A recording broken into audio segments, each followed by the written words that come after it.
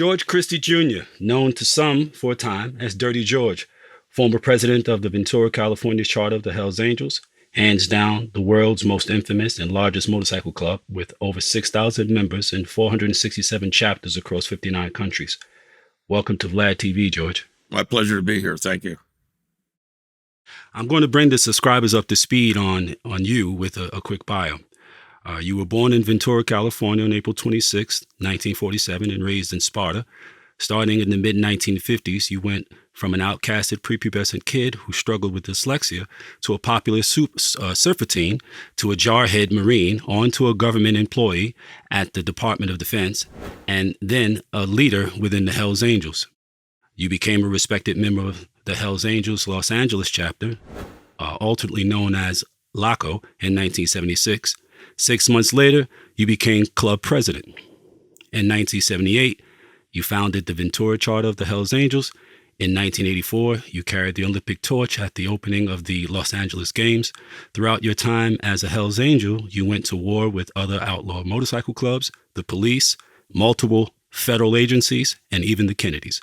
You've been a consultant on organized crime for CNN and work as an expert witness for criminal defense lawyers. First question. What was it like for you growing up in Southern California in the 50s? Well, growing up as a single, child, my parents, I was an only child, and I grew up in a traditional Greek family. My grandparents all came from Greece, and it was a very traditional, everything was evolved around the Greek religion and, Greek tradition. Okay. How did you get along with the kids originally? Like, you described yourself in your book, and your book is excellent. Exile on Front Street. I just finished it this morning. It was an excellent book, man. You described yourself as like a chubby kid, not really accepted, kind of outcasted. Then something changed. You got involved in surfing and so forth. So tell me about that transition. Well, I think I've got to go back to my first experience with outlaw motorcyclist, and that was around probably 1955. And I saw this guy pull up to a stoplight. I had been with my dad and mom having dinner at this Italian restaurant, and we were standing out front talking. And this guy pulled up, and you could hear him coming from 2-3 blocks away. And, he pulled up to the stop sign, and anybody that's ridden a motorcycle knows what a clutch basket sounds like. That put that clutch in and that basket's rotating, the bearings and whatnot. You could hear that loud, distinctive noise, the sound of the pipes. But what really caught my interest was the way everybody responded to him. Everybody was somewhat intimidated, including my dad, I believe. First time I ever saw him that way. And then this guy, dropped his glasses back in place, put it in gear, and just rolled through the stop sign. And the guy that we were talking to, he went on a tirade. He was speaking part Italian, part English, and he looked at me and he said, "That's your America," and he spit on the ground. And metaphorically, I had jumped on the back of that guy's motorcycle. So I had kind of an outlaw, romance from a young age. And from there, I was a bit of an outcast, and I started surfing. I liked single sports. I didn't like team sports, and surfing was a great sport. It was something that I could do by myself. And I found out there was a whole group of surfers that were outlaws. And I started hanging out with them, and some of the guys started branching off and riding motorcycles. And, that was my introduction kind of into that world. Excellent. So you became a Marine right out of high school, but you didn't finish your tour. What happened with that? Well, I was in a Marine Reserve unit, and, we were getting ready. They were going to activate us, they thought, and send us to Vietnam. And I started having problems with one of the gunnery sergeants. He kept giving me a hard time. And ultimately, I challenged him to a rifle duel. and I I got court-martialed. And I knew this guy was full of it, and I kept telling the guys in the platoon and my particular squad, I go, "This guy's full of shit." And so I called him out. He ran off the rifle range. Of course, I got court-martialed, went down to Camp Pendleton. That's where they told me to report for active duty. And something happened to me down there. They sent me to the hospital in Long Beach, and spent all day long talking to doctors and getting examined and whatnot. And my orders were to go home and wait, and which I thought was kind of odd. And I went home, and some Navy intelligence officers showed up. And wasn't long after that, I went to work for the Department of Defense, and I was a communications troubleshooter. I worked at Point Magoo, Port Hueneme, Santa Cruz Island, San Nicolas Island, and off of the islands in California, there was a submarine surveillance system on Santa Cruz Island, and that was one of my main jobs, was to make sure that that submarine surveillance system was up and running, because we were in a Cold War with Russia at the time. So I worked there till 1978, when they found out that I was now the leader of the Los Angeles Hells Angels. And they basically told me I had to make a choice, that I couldn't retain a top security clearance and work for the government. So I either had to be a Hells Angel or work for the Department of Defense. And it wasn't a hard decision for me. I just got up, walked out, got off the base, and I didn't look back. Mm, mm. That's heavy.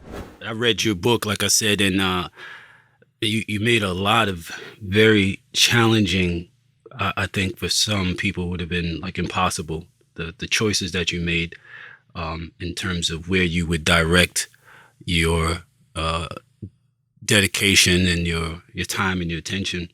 Um, do you ever regret placing the Hells Angels before your family and a government job? Well, I recently started a podcast, and one of the episodes I focused on that. I talked about the night I got voted in the club, and I walked into the clubhouse.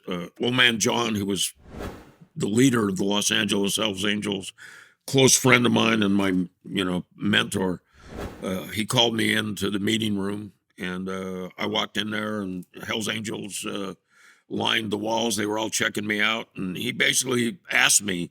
He said, "Are you ready to do this?" And he gave me the opportunity to back out. I guess that's what he may have been alluding to. I didn't even think about that. I was on board 100%. And he said, "From this point on, we come first. Your family's second. Your wife's second. Your mom and dad are second. Your kids are second. We are number one."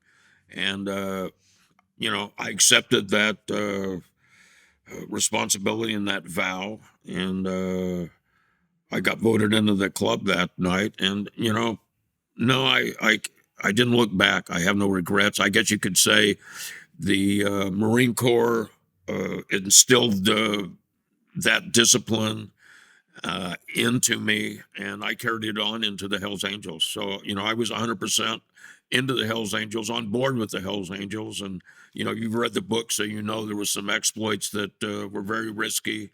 And, although I was cautious, I never had any second regrets doing anything. Hmm. Respect. Do you think that many of your decisions have been driven by a constant need to belong? Well, I think that's certainly part of it. Being in an organization like that, you become part of a family and a group. And I found that, my childhood, I came from a very strong minded family, a lot of unity, a lot of love. And I found that I became a father figure for most of the members in my 40-year tenure in the club.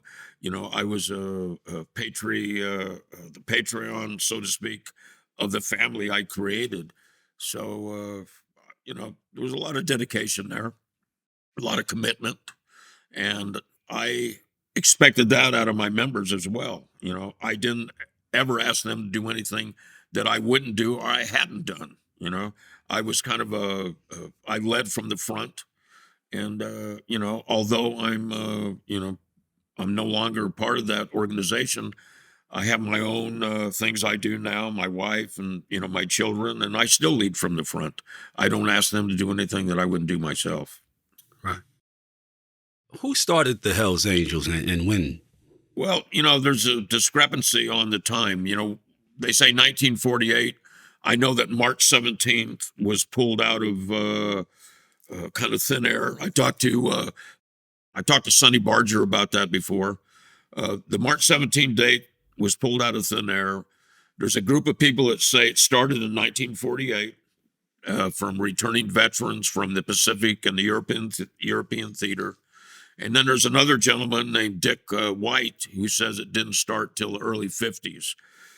Now, there was a club called the Pissed Off Bastards from Bloomingdale, and that club fractured, and they became the Hells Angels.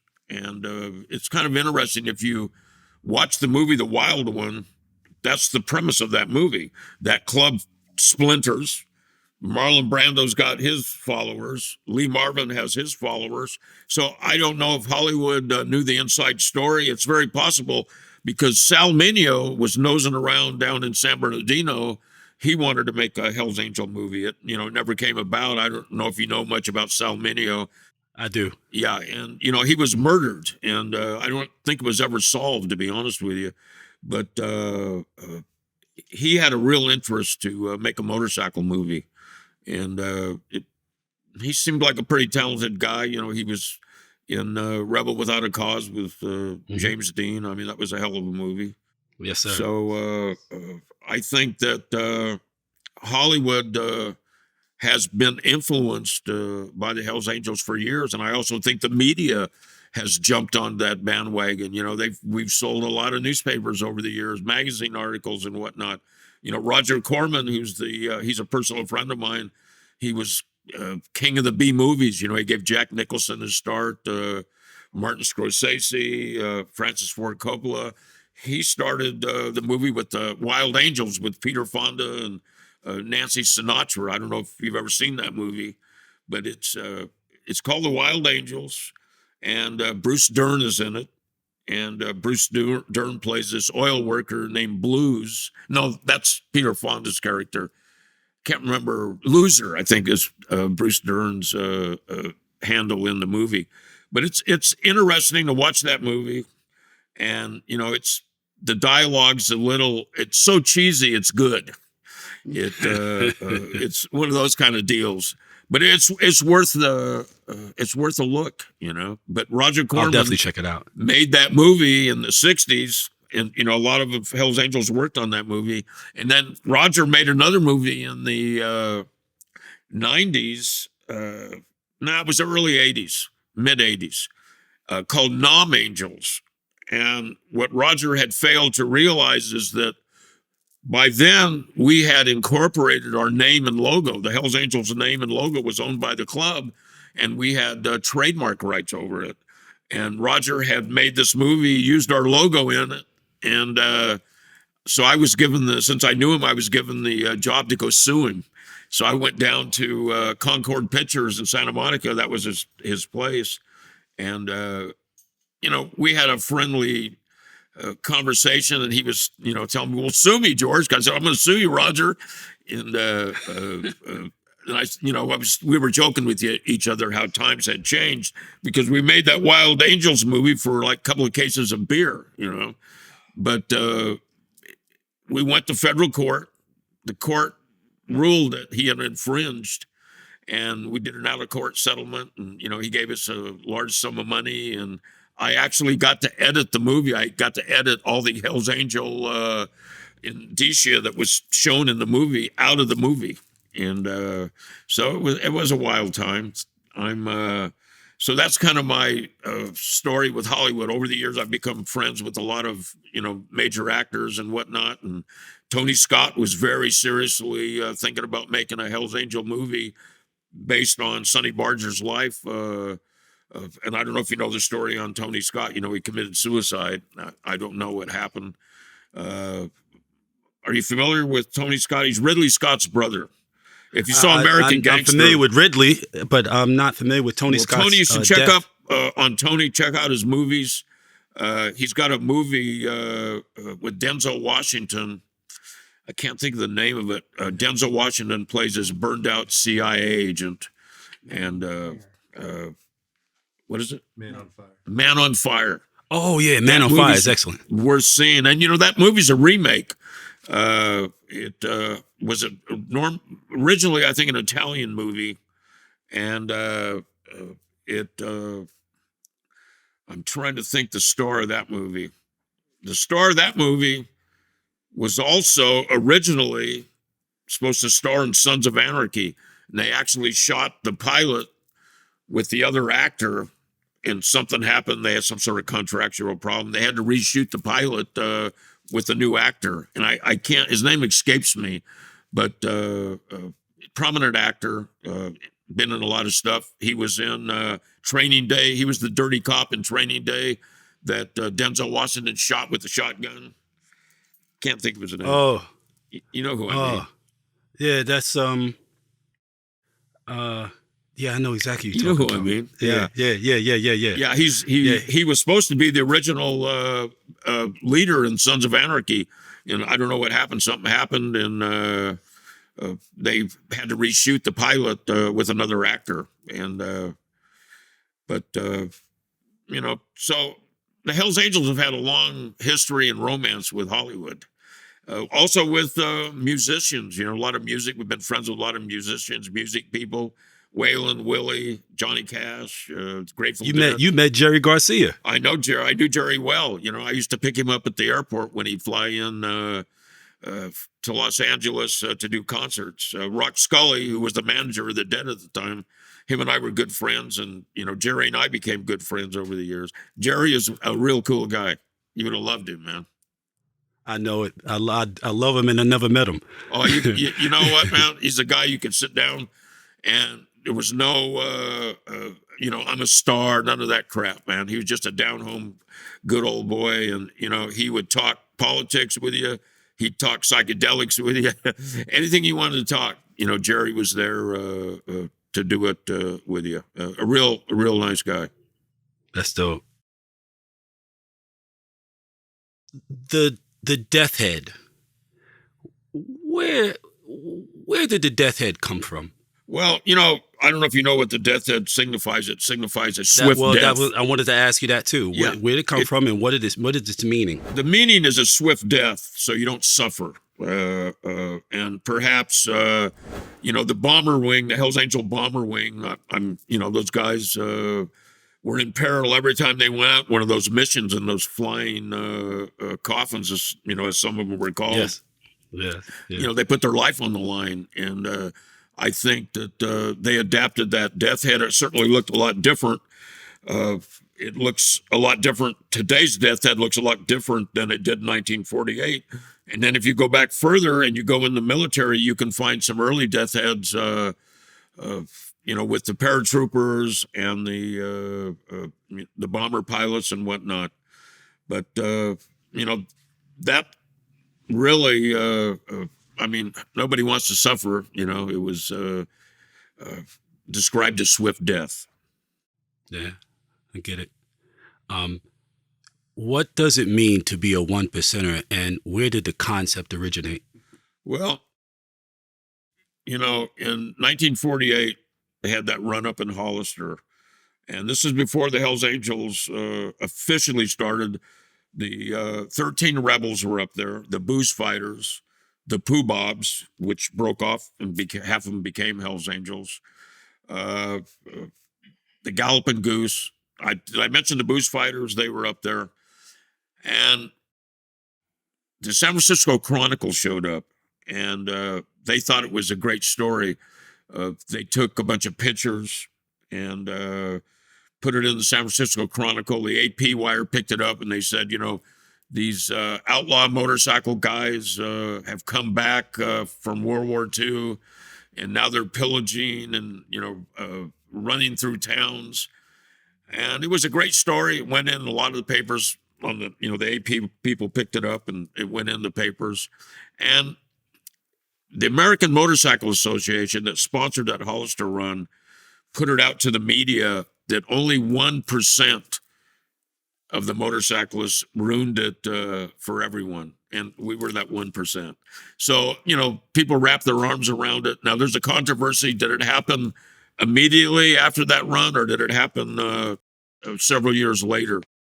Nobody knows for sure. But I know in the late 50s, they started a 1%er alliance, if you will, and the different clubs started wearing 1%er badges on their patches. Some of them were diamonds, some were rectangles, some were square. And, they would have meetings and interact with each other. What you have to understand, I'm a Southern California boy. I tell people, well, the outlaw motorcycle movement started in Southern California. Whether it did or not, maybe it's questionable. But for me, it started in Southern California, and it spread like wildfire. And now it's like American jazz. It's spread all over the world. Well, the outlaw lifestyle is spread all over the world now. It's a phenomenon. And you can go to Denmark. I just spent 3 years in Spain, and there's outlaw bike clubs all over the place. There's Hell's Angels there. There's Banditos. The Unknowns are there. These are different bike clubs. Outlaws are there that I ran into there and interacted with. Wow. How did you get the early nickname of Dirty George? Well, that's a story in itself. I was partners with a guy in a motorcycle shop, and he tried to steal some money from me, and I kind of flipped it on him, and I not only got my money, but I got most of the parts that were in his motorcycle shop. I took them as kind of a tax, and so he went to the 1%ers and said, "Do you know that Dirty George, what he did to me?" And the question marks and the Saint slaves loved that tag, so they all started calling me Dirty George. I kind of dropped that handle when I became a Hell's Angel. Old Man John started calling me Gus. That's my middle name. And so the Dirty George handle kind of drifted away, and then I became Gus to my close friends. But that Dirty George handle really, he started it. This guy Bill started it by accident. And the question marks and the Saint slaves loved it, so they all started calling me Dirty George. It's kind of a cool last name, though. Yeah, I kind of. All right. Who was Smacky Jack? Smacky Jack was a leader in the Saint and Slaves, and anybody that's read Hunter Thompson's book Hell's Angels know this guy's immortalized in it. And Smacky Jack used to run around San Fernando Valley with a pair of dentist pliers hanging from his belt and a little bag that I never looked in the bag myself, but I was told it was full of teeth of people he had pulled their teeth during confrontations or whatnot. And the legend is he would trade the teeth for shots of whiskey. And it's stated one time he pulled one of his own teeth out just to show there was no hard feelings and traded the bartender for a shot of whiskey. So last time I saw Smacky Jack was in the early 70s, mid 70s. And he had the pliers on him and he had the bag on him. But I was kind of just a youngster at the time, and I wasn't about to question Smacky Jack, what was in his bag hanging from his belt. That was probably wise. I think so. What type of Harley did you prefer back when you were riding with the club? Well, I had several Harleys. I had an Indian, I had a 1941 Indian Scout. It was real fast, really nice bike, had a tank shift on it. And then I had a Panhead. My first bike was a 1957 Panhead. I bought the whole damn bike for $200, man. You can't even get a bike service now for $200. But I bought the whole bike. Wound up making some trades, which a lot of us did back then. And I wound up with a 1942 80-inch flathead. And that became my signature bike for, over 10 years. I started riding it in the 60s, and I kind of That's dope. retired it in 1978. I had won another motorcycle from one of the Satan slaves in a dice game.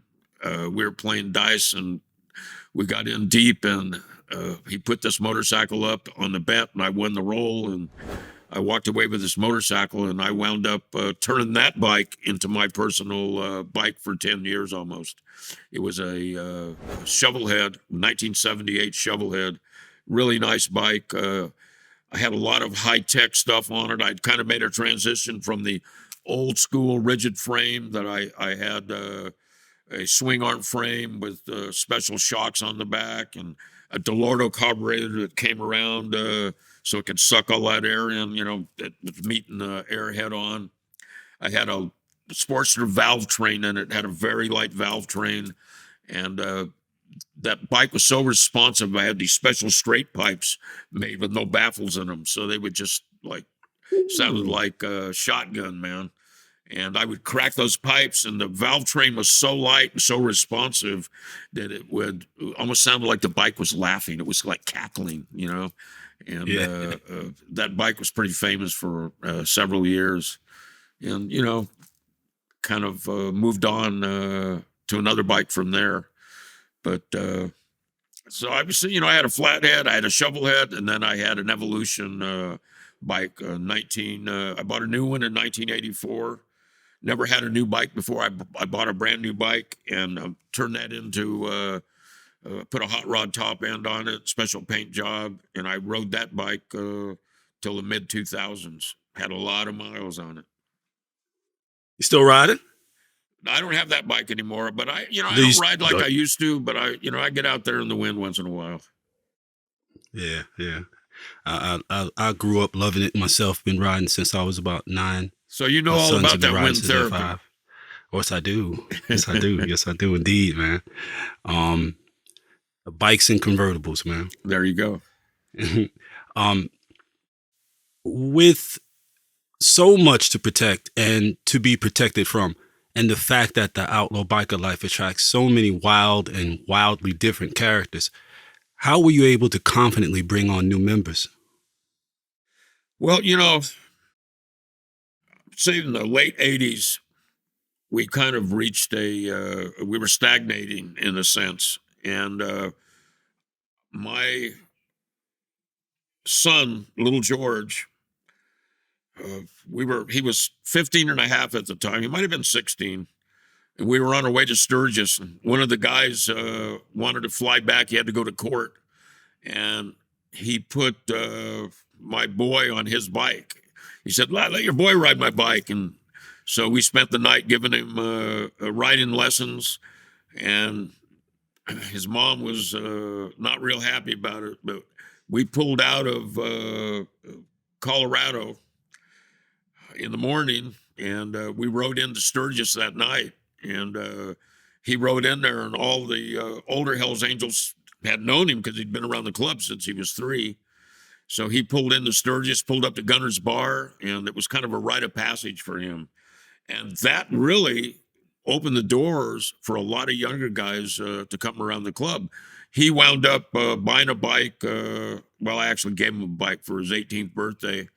And before he turned 19, he became the youngest member of the Hells Angels in the world for a period of time. He was 18 years old, had been around the club since he was 3. And as soon as he came around, it magnetically drew a lot of people that he knew. And, the law enforcement was going crazy because what was happening is a lot of these street gangs in Ventura, these guys started getting bikes. 2 or 3 of them at a time would buy bikes. And we started, I don't want to use the term recruit because I never recruited anybody into the Hells Angels, but suddenly they had an interest in riding motorcycles. They were friends with my youngest boy, and we had a resurgence. And we were drawn from the several street gangs that were in Ventura. And before we knew it, the Ventura charter puffed up to like 25 guys. And it may not sound like a lot of guys, but 25 Hells Angels in a charter in a small town, that's a lot of guys, and then everybody's got a friend and a friend and a friend. So it spreads out. And as the police would say, the tentacles were everywhere. And, we got a lot of heat over it, a lot of federal surveillance, a lot of local surveillance. They were coming up with a lot of new gang laws to investigate gangs and whatnot. And, we actually got caught in the umbrella of a lot of that stuff because we had younger members. We weren't a street gang, never considered ourselves a street gang.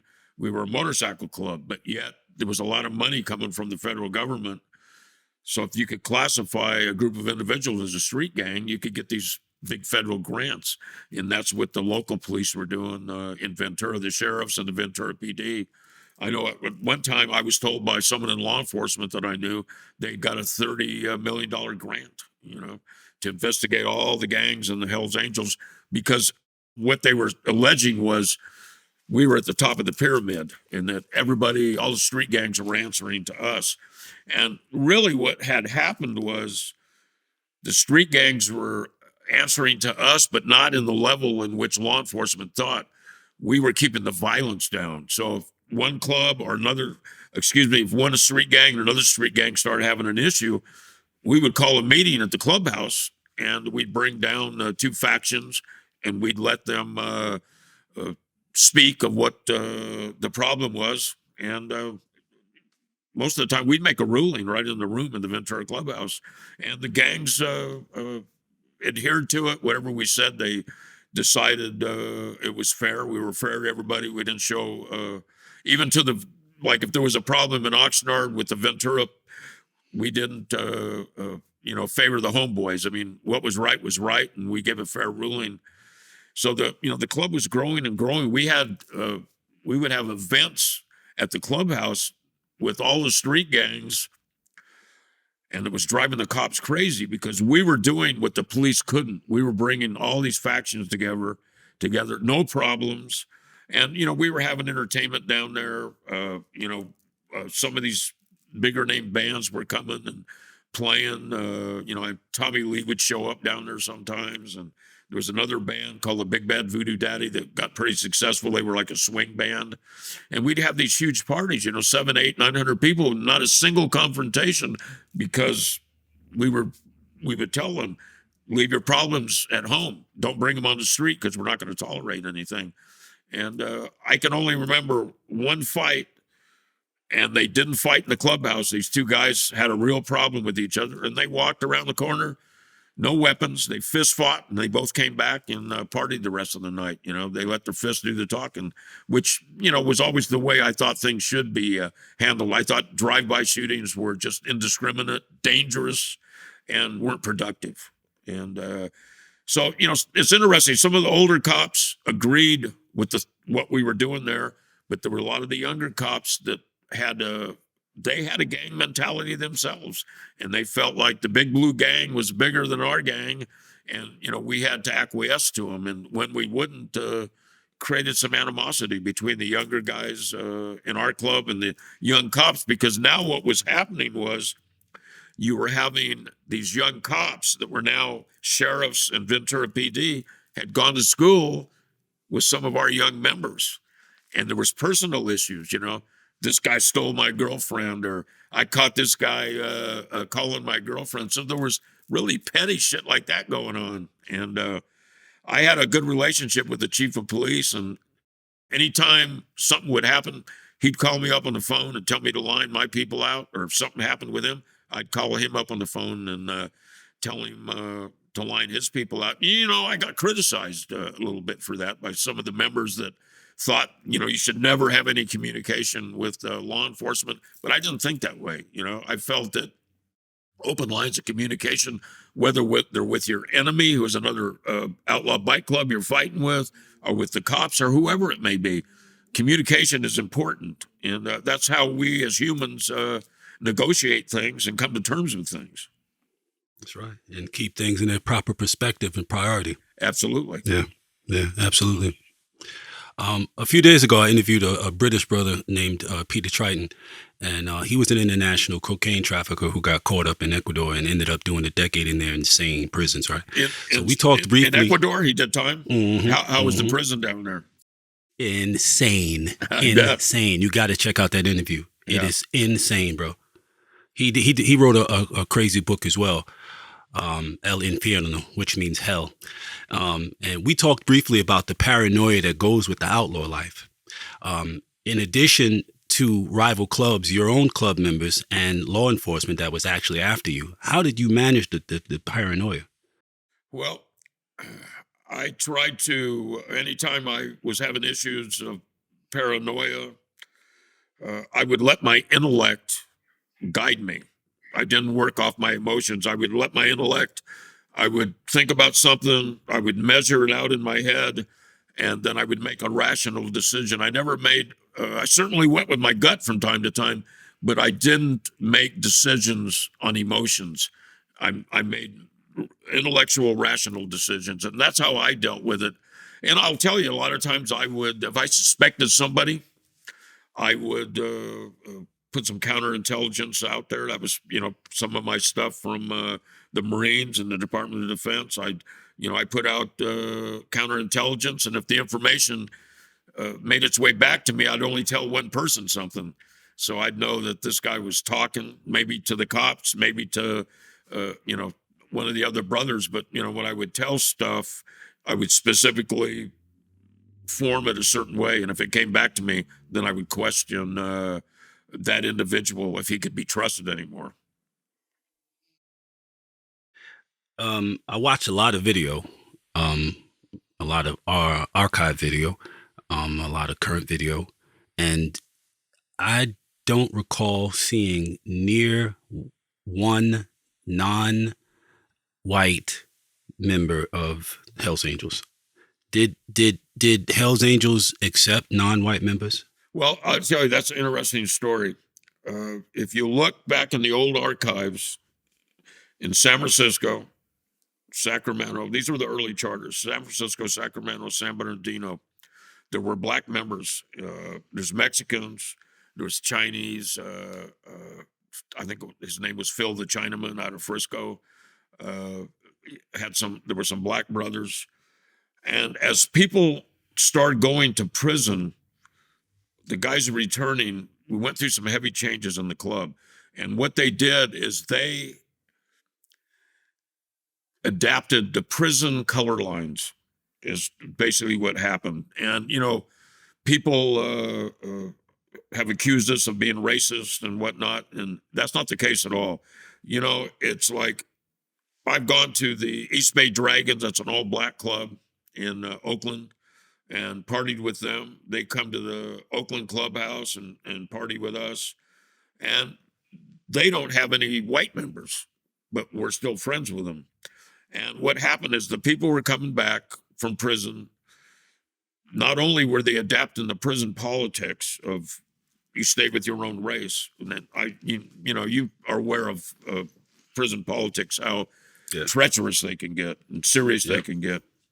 Yep. They took it to such an extreme that in the 1984, so many people had come back from prison that they wanted the members that had been in prison wanted the death head mouth closed. The mouth was open on the death head, and they had adapted such prison politics. They said the mouth's got to be closed because it looks like we're talking. So that's how extreme some of the guys were. And now I don't know if there's any black members in the United States. I know there's black members in Europe. I know that in Canada there's been black members up there. But to answer your question, in the United States, they kind of process themselves out. Like I say, we're friends with the East Bay Dragons. They didn't have any white members. We didn't have any black members, but we still interacted with each other. So I don't know if that satisfies your question, but it. It is what it is. It is what it is. Yeah. When I was a kid in Harlem in the early 70s, there was a gang, not a gang, a club, um, that had its headquarters around the corner from my block on 113th Street in St. Nicholas. They were called the Black Unicorns, and there was nothing like that around. Like they were the only, like they wore the whole, the cutoffs and the chaps They and were a bike club. you know, yeah, they were a bike club. They were a black bike club, and it had choppers and extendeds and all kinds of crazy bikes, and they rode heavy and partied heavy. An Right. uncle of mine was in that group, in that club, and aside from them, like in terms of outlaw um, motorcycle gangs, I didn't see any others, and even in preparation for this, I didn't really come across a lot of black outlaw motorcycle gangs. Were aside, like back in the time that you came on and came into the outlaw life in California, were there any or many black outlaw motorcycle clubs that Well, you'd come across? you had it's interesting. You had the chosen few in Los Angeles, uh, and what was interesting about them is they had a all white chapter, they had an all black chapter, and then they had a What? mixed chapter. So it was kind of crazy. I used to run into those guys up on the Kern River, and but they're the chosen few. They're still around. You could probably look them up online and you see what their patch is. Red and black patch, if I recall. But they've been around for years. Pretty big club at one time. Uh, there's some black clubs in Chicago area, Detroit. Uh, I think down in Louisiana. But the prominent black club is the East Bay Dragons, and there's a lot of information on them, and they might be a good subject for an interview. They've been around a long time. Yeah, definitely. Yeah. Yeah, we can get on that. There was a war between a motorcycle club called the Mongols and the Hells Angels, and a bomb was hidden in a flat tire in one instance. Can you tell me about that incident? Well, yeah, I'll tell you. I'll take you back a little further, and we had a fight with them in 1977 at the Great Western. I just on my podcast we just did an episode on that, and we were there, and the Mongols were there. There was about 9 of us. There's about 40, 50 Mongols, and we ran into them by accident. It wasn't planned. And one of the Hells Angels, I was standing next to him. His wife had run off with a Mongol, and that Mongol was there. And of course, my brother, they locked eyes, and they started fighting. Fighting over the woman, but the actual fight between the Hells Angels and the Mongols goes a lot deeper. There was a Mongol named Chester Green who had been a former Hells Angel up in the Richmond area, and he testified against some Hells Angels and sent them to prison for long prison terms, and it was a murder up there. And Chester Green was hiding in plain sight as a Mongol now, and the Mongols didn't know he had been an informant. So the situation with the guy's wife, Chester Green, things were building, and we ran into him by accident.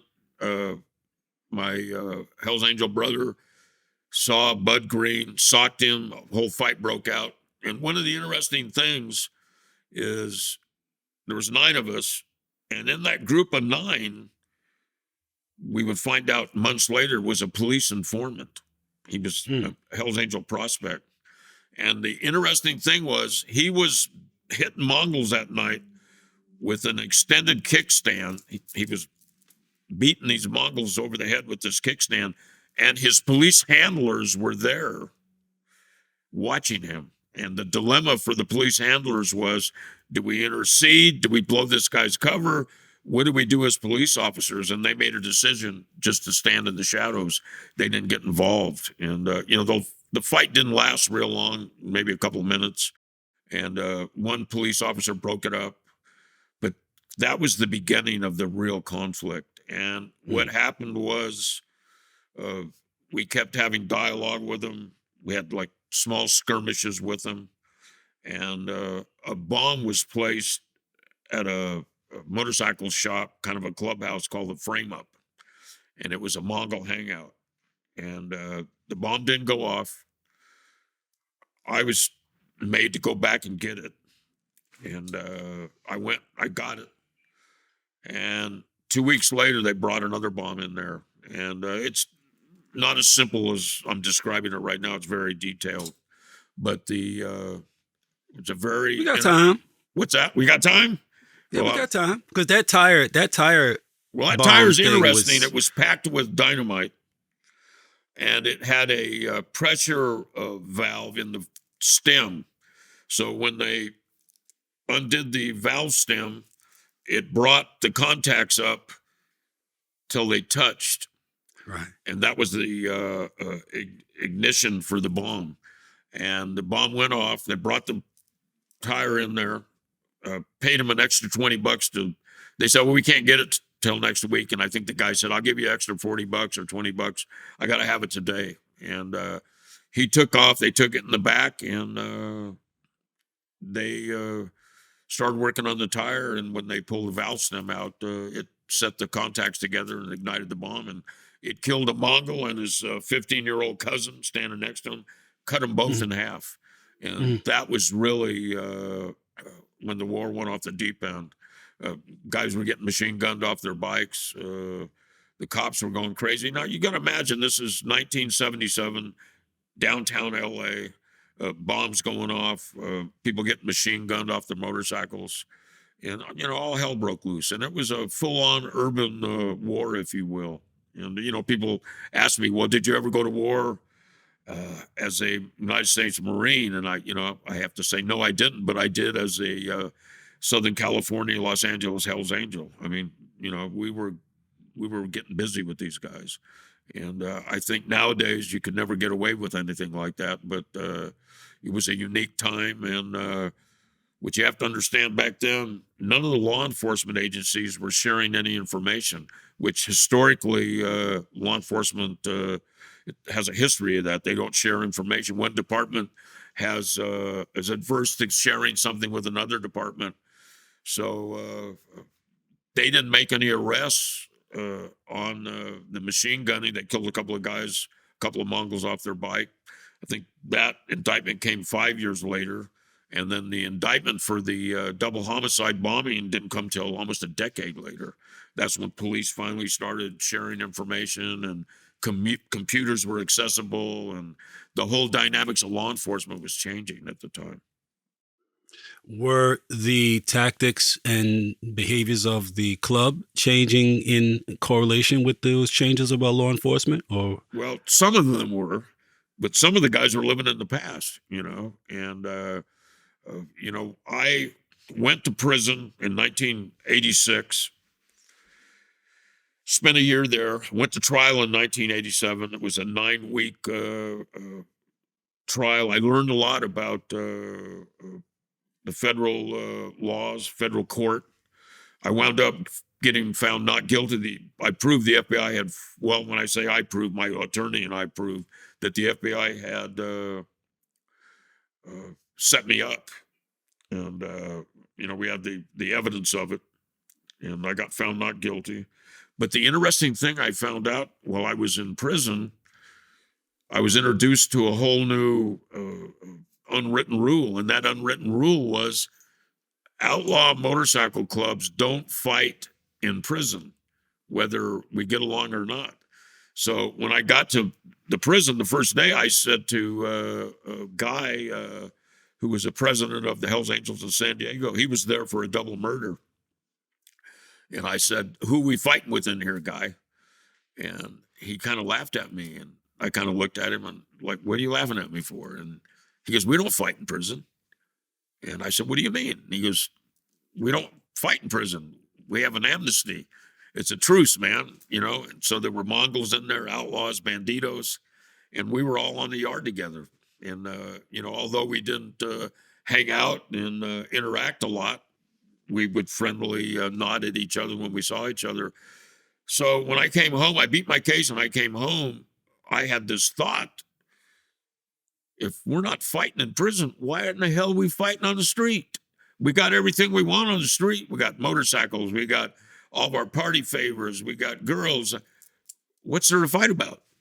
And I went on this, I don't want to call it a pilgrimage, but maybe it was. I started petitioning. I petitioned the outlaws, the Mongols, the banditos, Sons of Silence, anybody I could get a hold of. Even I had to sit down with our arch enemies, the pagans. And for several years, we had like an amnesty. Nobody was getting shot at, nobody was getting blown up. And it was a pretty nice time. So some of the guys were for it, some of the guys against it. And that's in all the clubs. You've got your progressive thinkers that I think I get the impression you're a progressive thinker. And, you think, what's this point? What's the point of doing this? And then you've got your cavemen, that they want to take over the cave and kick the other tribe out. So, that stuff happens, It's human nature. It's primal, it's instinct. And a lot of people, rather than explore their feelings and their emotions and whatnot, they just act on them, If I'm pissed off at somebody and I don't even know the guy, I got to think, well, why am I mad at this guy? And, one of the interesting things was, and I use this as my mantra to petition people, was I would ask guys in the club, in my club, I say, why are we fighting the outlaws? Nobody knew. Nobody remembered. So, I would say, you don't know why we're fighting these guys? And they'd say, no, I don't know. And I would tell them why. And I'd say, don't you think it's time to reevaluate our position? If we're not fighting with these guys over something that's, paramount right now, I go, what's the point? And I made some real headway. Of course, you've got the feds in the background. You talk about paranoia earlier. You got the feds stirring the pot, and they create a lot of problems. They drop rumors. They put heavy sentences on people. In the old days, like a guy would cook drugs for 3 or 4 years, make $2 or $3 million, get busted, and he'd go to prison for 18 months, 16 months.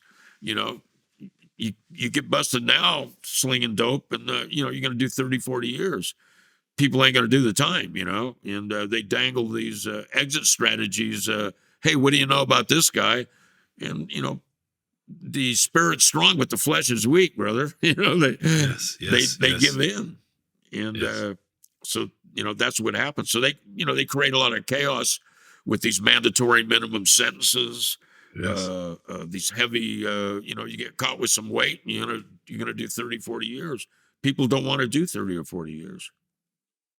Yeah, they want the money though. Yeah, they certainly do want the money. And they'll always want that money. And somebody will always step up because they think that they can do a better job, or they think that I'm not going to get caught. I'm the guy, or I'm going to do 5 moves and I'm going to retire.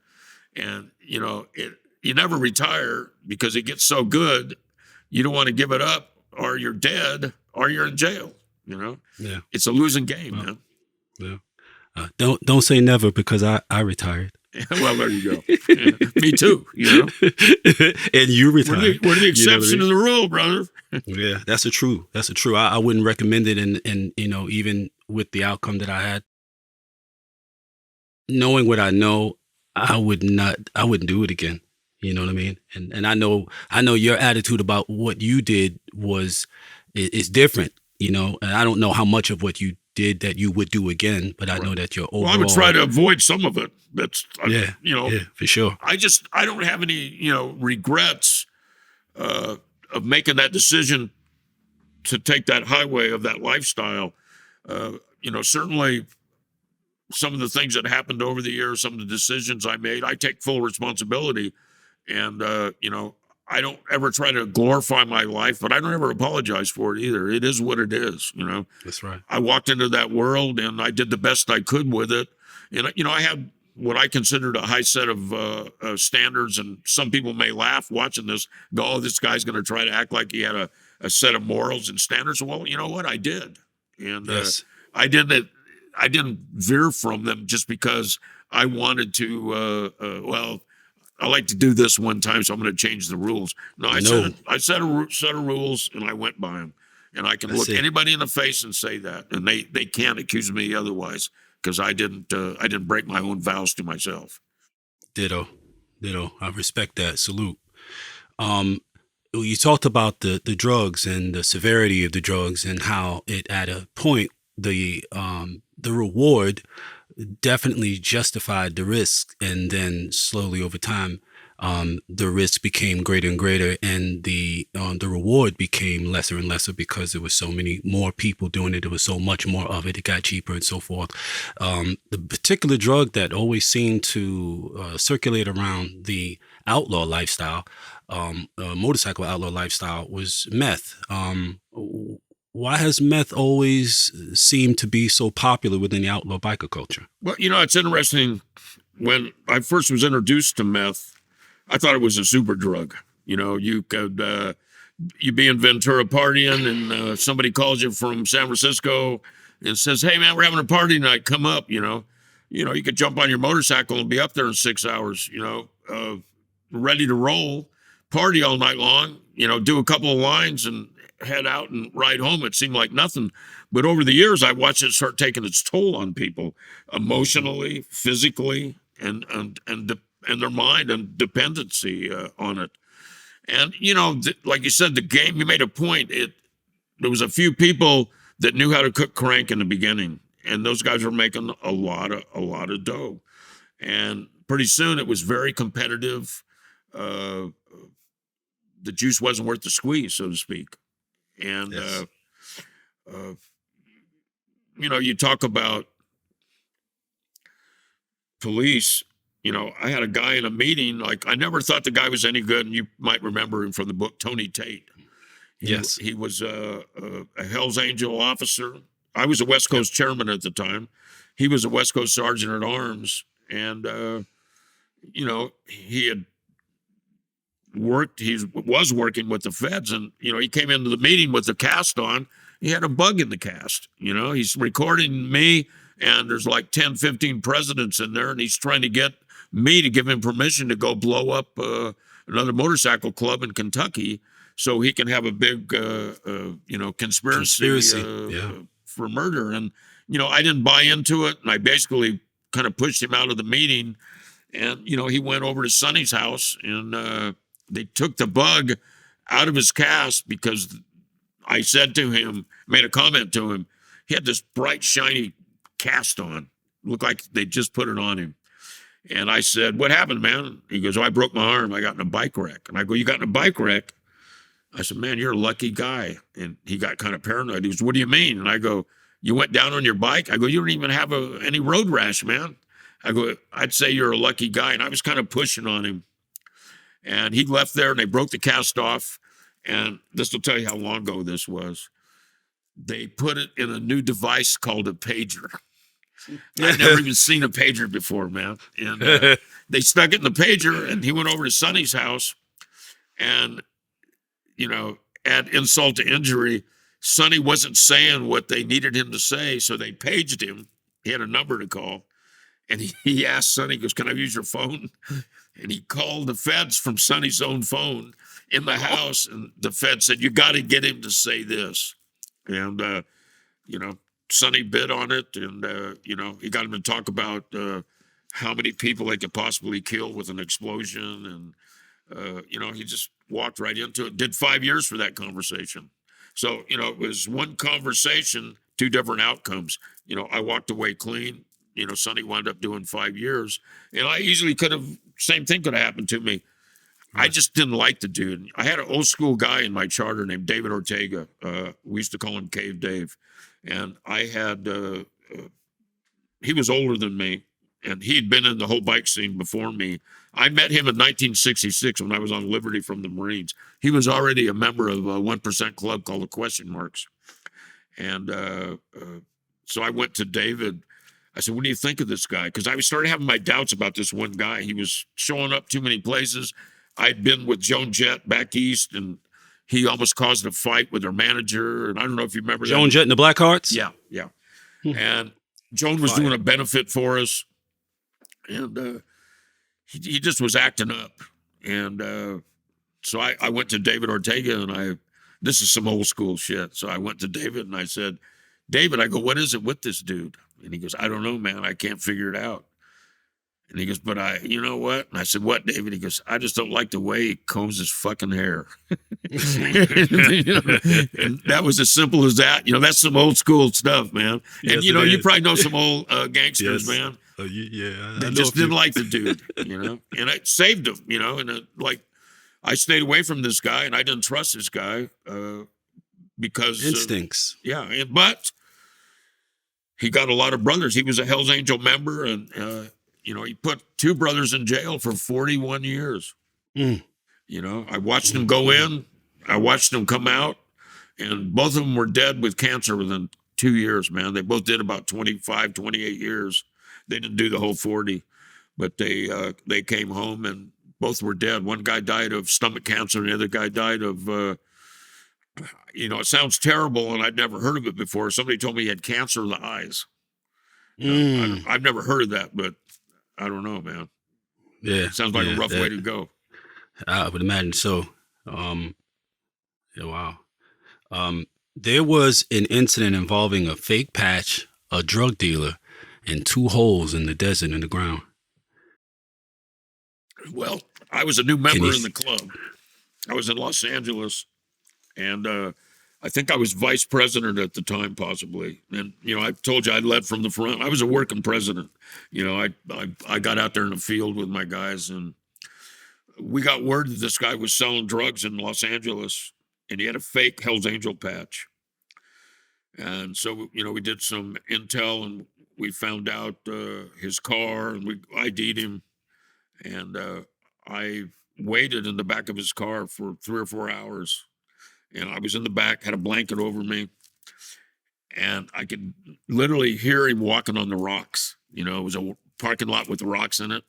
And I hear him walk up to the car, and the key in the door. And this is old school stuff. They didn't have the beepers then. You stick the key in the door and turn it. And these 2 guys got in the car. I popped up, and I had this silenced equipped 22. I stuck that gun in the back of his ear, and I told him keep his hands on the wheel. And the other guy told him to put his hands on the dash. And I said I came for the patch. And of course he played, I don't know what you're talking about. So we just said, well, let's go, man. And he goes, where are we going? I go, we're going to the desert, and see if your memory's any better out there. And we rode out to the desert on Highway 14. I don't even know where we went. What way the hell out there? There was 2 cars, 2 teams, 2-man teams in each car. I mean, it was very military-like. And we took these guys out to the desert. We had a car where we had everything in. Then we had a car where we had these 2 guys in. And, we actually, I don't know if you remember in the book, the car got stopped by the highway patrol. Yep. Yeah. And that highway patrolman, talk about instincts. This guy could see or feel there was something shady going on, and he just told us to leave. And well, I mean, the way you described it, you'd have to be blind not to be able to sense, especially as a law enforcement person, right? Yeah. You've been trained to look at certain things. So you got these guys who look like outlaws sitting in these cars with their hands covered with jackets. And exactly. They had handcuffs on. Each guy, there was a guy in the front sitting shotgun, and then there was a guy on the left in the back seat. And I'm not going to mention his name. He might not want me to, but he told him, he said, if you guys say anything, he goes, I'm going to shoot that cop in the face, and I'm going to fucking put one in each of your heads. We got gasoline in the back. I'm going to fire off the car. We're just going to leave you guys here. Fuck the patch. And so they didn't say a word. We went out there, and I had the one guy, the guy with the patch, I made him dig both graves. And now the second grave was for a guy who had nothing to do with the drug dealer, except for the fact that he was getting in the car to probably cop. Yeah. Right? You know how that shit goes, and he knew you, didn't he? What's that? The passenger. The He guy knew who me. got in the car, he knew you. Yeah, he knew who I was. And he told me, because I Yeah. know who you are, man. I'm not going to say nothing. And I was like, man, you should have told me you knew who I was. And I just said, and he goes, can I come back? Will you bring me back? And what are you going to tell a guy? I said, sure. And then when we got out there and they started digging the second grave, he goes, I thought you said I was coming back. And I said, come on, man. Right. And This struck me as I'm taking this in. I'm like, okay, now you've been discovered, right? You've got this patch. They know you've got this patch. You know that they're a serious organization. You go all the way out to the desert. You literally dig an entire hole, and the he whole did. time, yeah, the guy, right? Yeah. So in the whole time, you don't think, let me stop. Look, I got the patch. Like you're just gonna dig your own grave. Well, that's what he did. He dug his own grave and he dug the the other guy's grave. And then I think what got him was, I said, let's go up to the front of the car. And the sun was setting. And we were leaning against the car. There was the two guys, myself, and then there was three other Hells Angels there. We came in two separate cars. And I said, let's watch the sunset. And I told the guy, this is going to be your last one, my friend. Enjoy it. And he just broke down when I said that. And he goes, what would happen if we went back to town and I gave you the patch? And I just went, oh. I go, there it is there. I go, you got the patch. And he goes, yeah, but what's going to happen? And I said, well, we're going to go back to town. You're going to give us the patch and we're going to tax you. And then we're going to go our separate ways. And, we went out there. But it's interesting, and you'll remember this in the book. One of the guys got so mad he tased the guy. Yeah. Yeah, it was one of those old tasers with the hooks. And yes, with the prongs. Yeah, the guy pulled the patch out of the closet and held it up, and he got so mad he looked at him and he shot him with the taser, and the guy was flopping around on the floor. And we did tax the guy. We took 2 pounds of cocaine, $30,000, and maybe 2 keys, right? You took 2 keys. 2 keys of coke from him. 2 keys of coke. Yeah. And $30,000, a bunch of maybe $10,000 of jewelry, and we left him there, and we never heard from him again. We went back to Ventura, and we were in Ventura then. So yeah, I was probably vice president or president then, and I was president then, and we put all the jewelry on the table, let all the members take whatever they wanted. I didn't wear jewelry, so I didn't wear rings, so I let anybody wanted anything, and split the cocaine up, put a bunch of rails out on the bar, and we partied the rest of the night, But I was happy to get home, but I learned a lot about myself, about my resolve, and how far I was willing to take this thing. It's you were in the game. You know what it's like, man. You get put in a situation, maybe you really don't want to do it, but it's time to put up or shut up. Yeah, and for a penny and for a pound. There you go, right there. How good was the patch? It wasn't that good, and I'll tell you, that's why he never wore it. I was told he always had it over his arm. They said you could see the letters, and he couldn't have worn it on a bike, and people would have known it was bogus. Especially we had been pretty active in Los Angeles, so people were starting to get a feel in Southern California for the patch. But you have to understand, in California, up in the Bay Area, there was like 11 charters all together, and in Southern California, you had Los Angeles, you had San Bernardino, and you had San Diego. So you only had 3. I think the population was probably a lot bigger down here, but you only had 3 Hells Angel charters, so they didn't get seen as much. But the patch, it was okay, but it wasn't good. So at some point, like you get really savvy with media, and you kind of become the spokesperson, official, unofficial spokesperson. You deal with the media and all that kind of stuff, and you had a pretty high profile. And then, and of course, you having a high profile as an outlaw would make you less popular with local law enforcement. And then you have the nerve to end up running the Olympic torch for the 1984 Olympics. How did that happen? Well, I'll tell you. First of all, let's back up a little bit, and we'll talk about. I mentioned earlier about trademarking the logo and copyrighting the logo and the name Hell's Angels, and our trademark attorneys were Limbach, and Sutton, and some of their other clients were Coca-Cola, MasterCard, Pepsi-Cola. I mean, major brands. And Mr. Sutton taught me about branding. And he said, you have to control the narrative. He told me the media is everything when you're going to brand something. And he goes, if you don't control the narrative, you have no control whatsoever. And so that was a lesson that I learned from him. What happened was, you talk about controlling the narrative and branding. Coca-Cola and MasterCard found out these guys were representing us as well, and they didn't want their brand brushing up against our brand. Mm-hmm. So they gave Limbach, and Sutton an ultimatum. They said, either you represent us or the Hells Angels. Of course, Coca-Cola, MasterCard, I mean, these guys, every 6 months they were getting $1 million bills from this law firm. And, we were just a small trademark.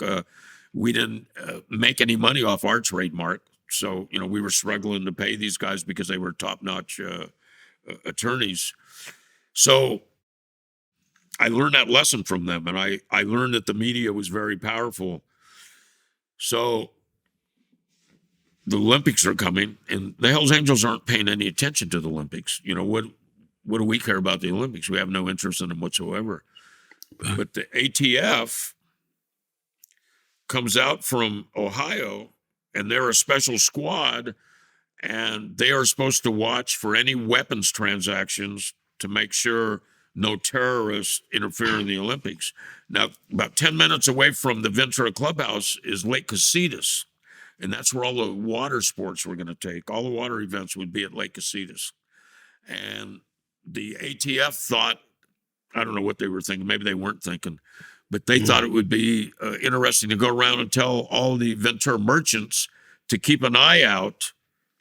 And if they heard of any weapons transactions, to let the ATF know, and they were leaving their card around at all these different businesses, that the Hells Angels, the rumor was the Hells Angels were going to sell weapons to terrorists.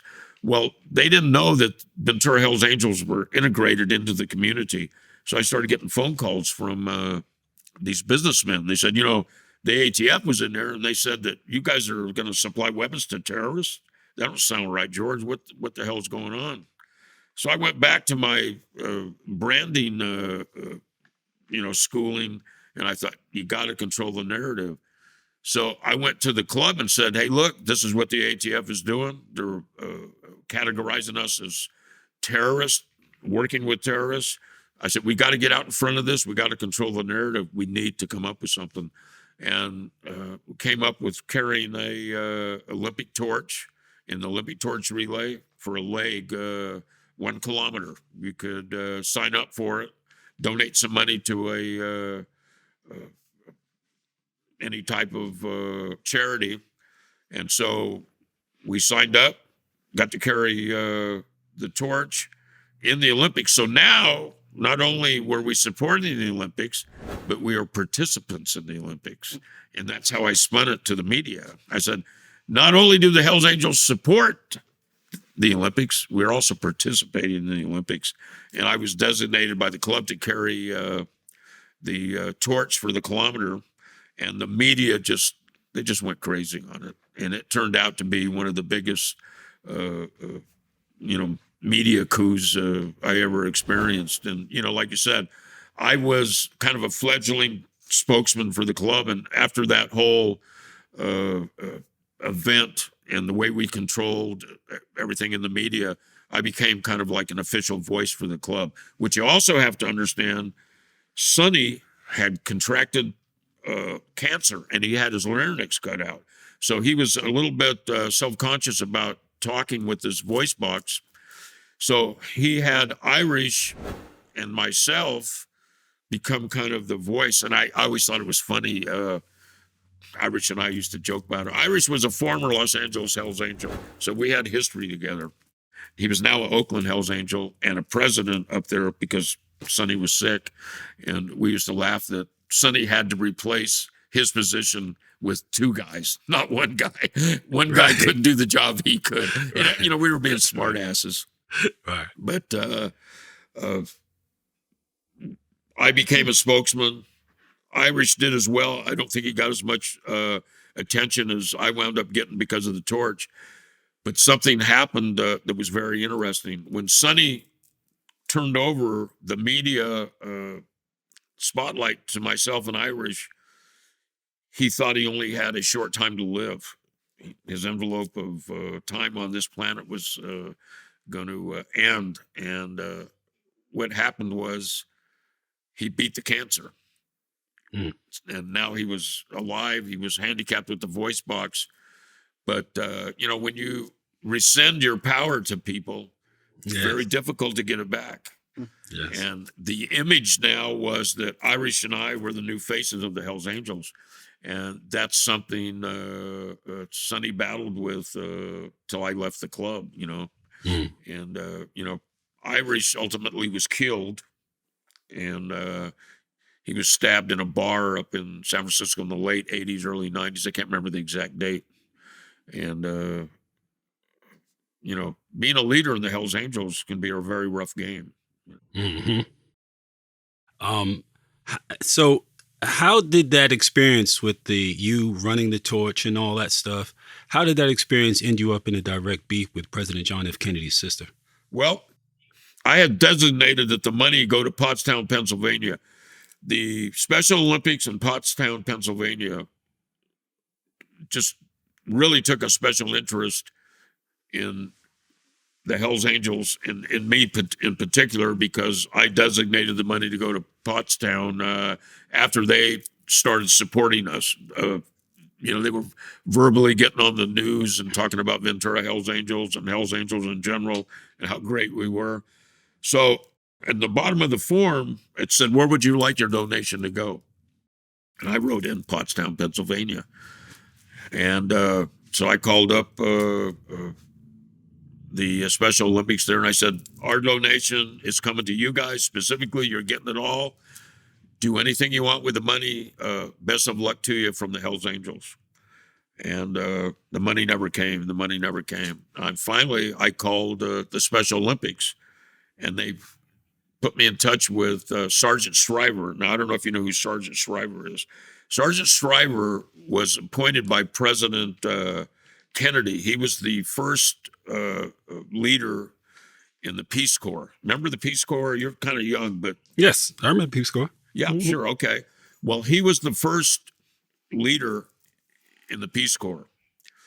And he had since retired from the Peace Corps, and along with Eunice Shriver, President Kennedy's sister, they headed the Special Olympics. And they got on the phone, and he goes, this is Sergeant Shriver from the Special Olympics. And I was kind of like, whoa.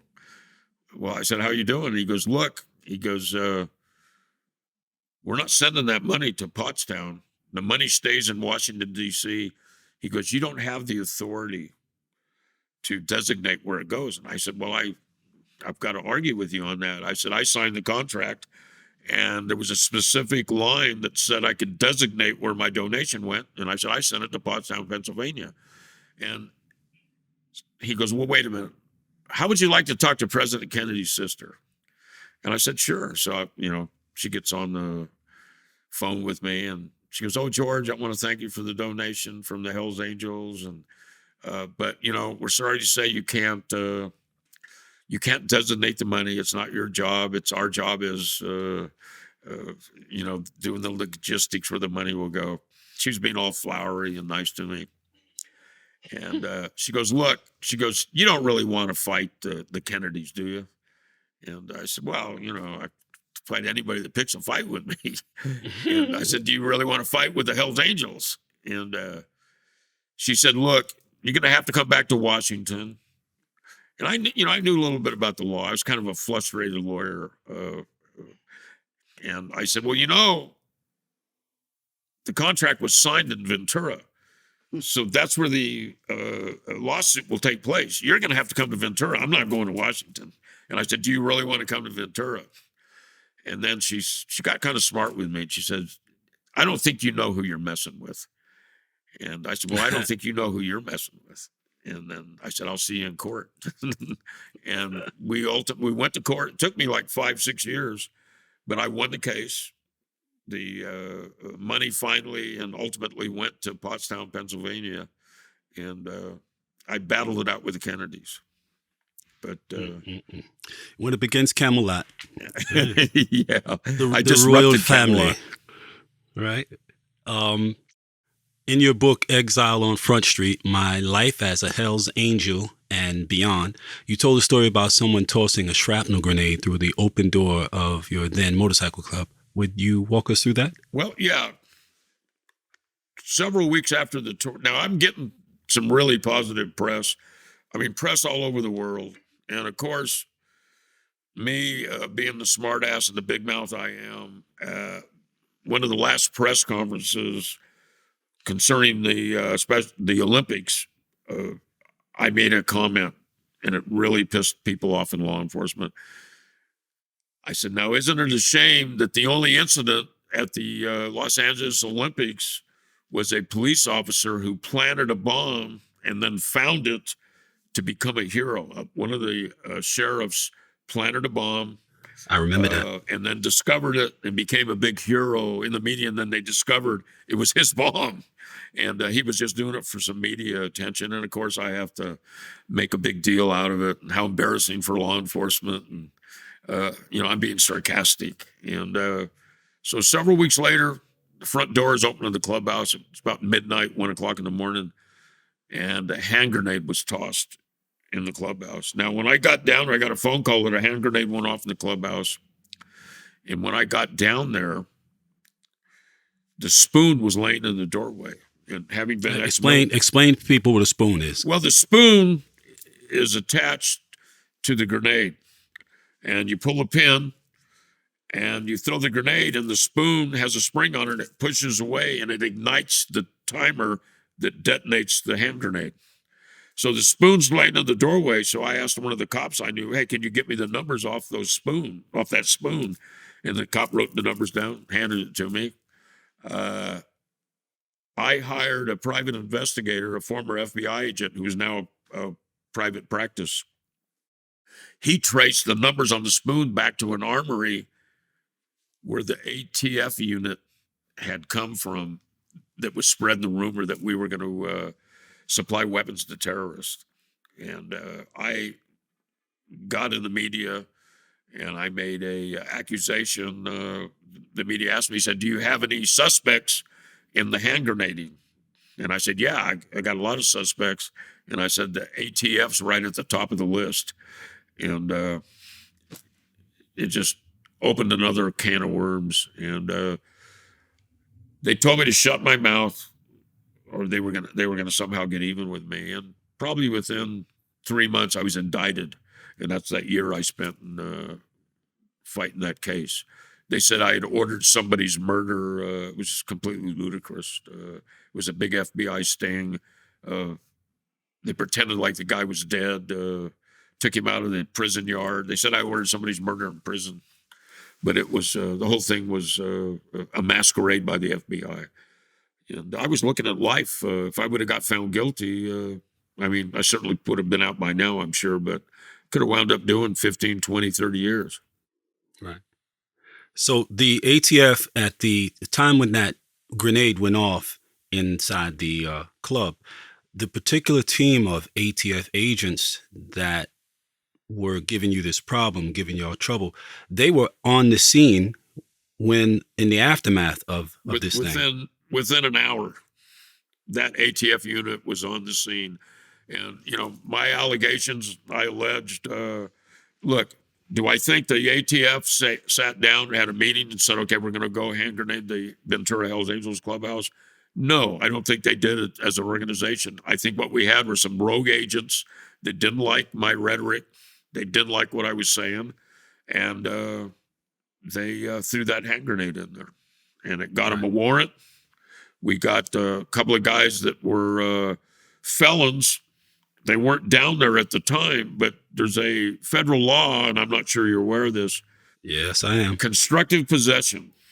And two of the guys had keys to the clubhouse, and they got indicted for constructive possession, felon in possession of a weapon, constructive possession. And, the judge really didn't go along with it. They got found guilty. We took a court trial, and, we waived the jury and let the judge decide.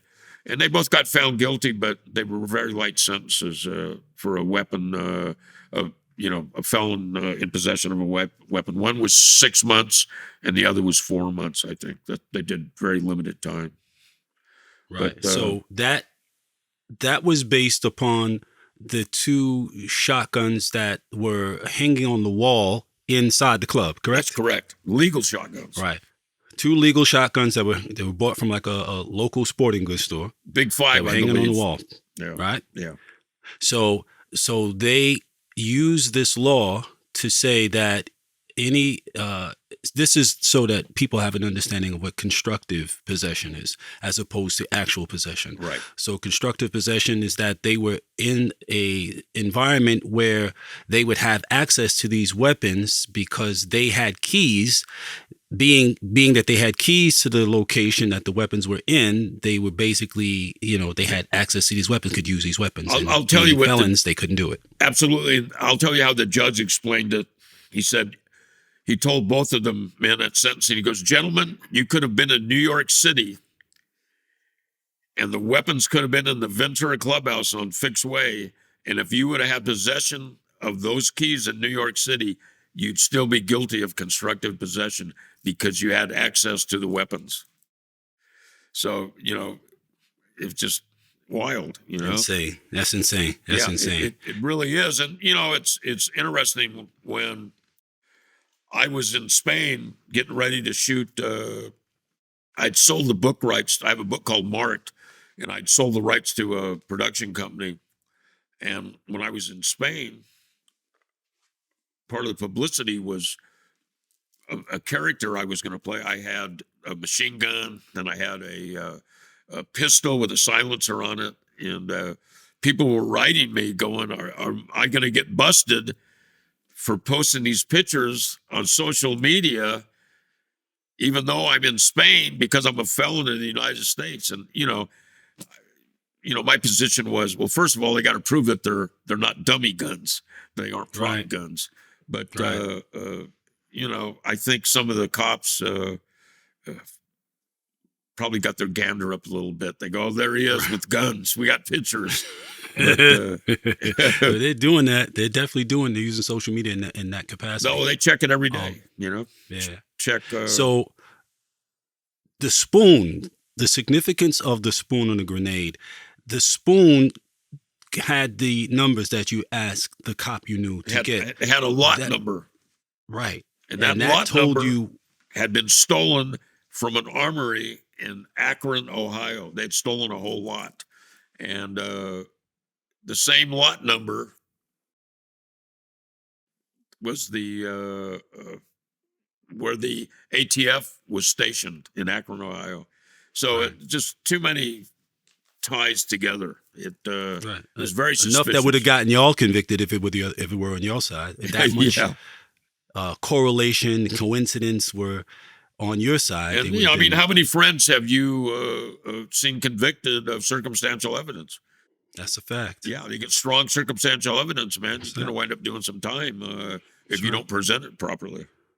Right. So that discovery of that spoon originating at an Akron, Ohio location where the ATF were based, and that particular team that was outside of the incident an hour after it happened to be from, that led to you at some point presenting a lawsuit against them, against the ATF.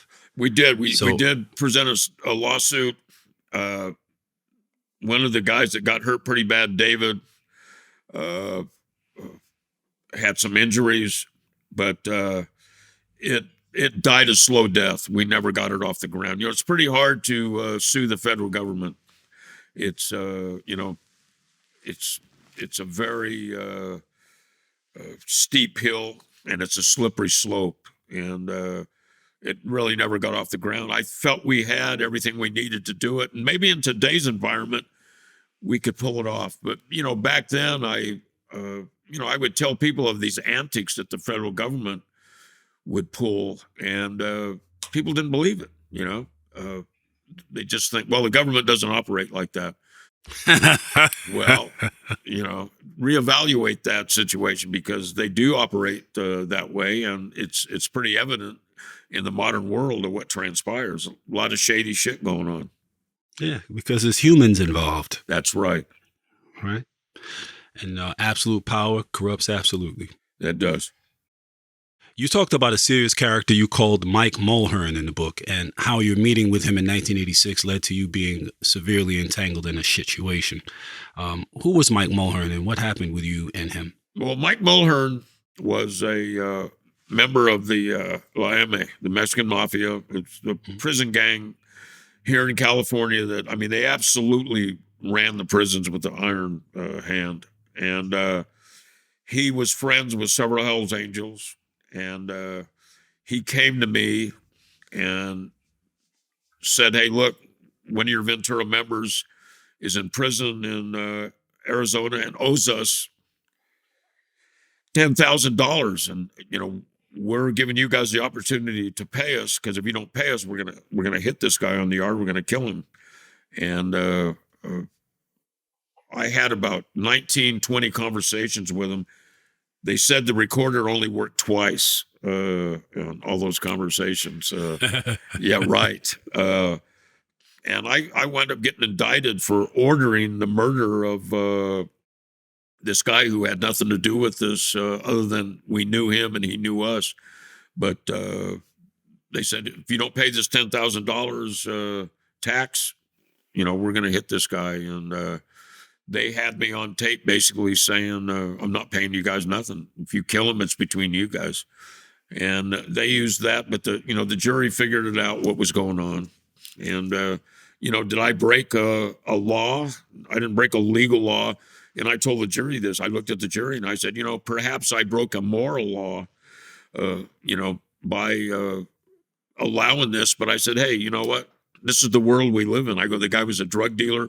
He was a part-time pimp, and he had got himself in a jam with these guys, and wasn't up to me to save him by paying the bill or by telling the police. It had nothing to do with me. And like I said, the jury agreed with me. They found me not guilty. But I was looking at life on one count and 10 years on another count. I'll tell you, the sentences that the government, not only the federal government, but even the state, I've been indicted for major crimes. 1986, I was looking at life in 20. I got indicted again in 2001.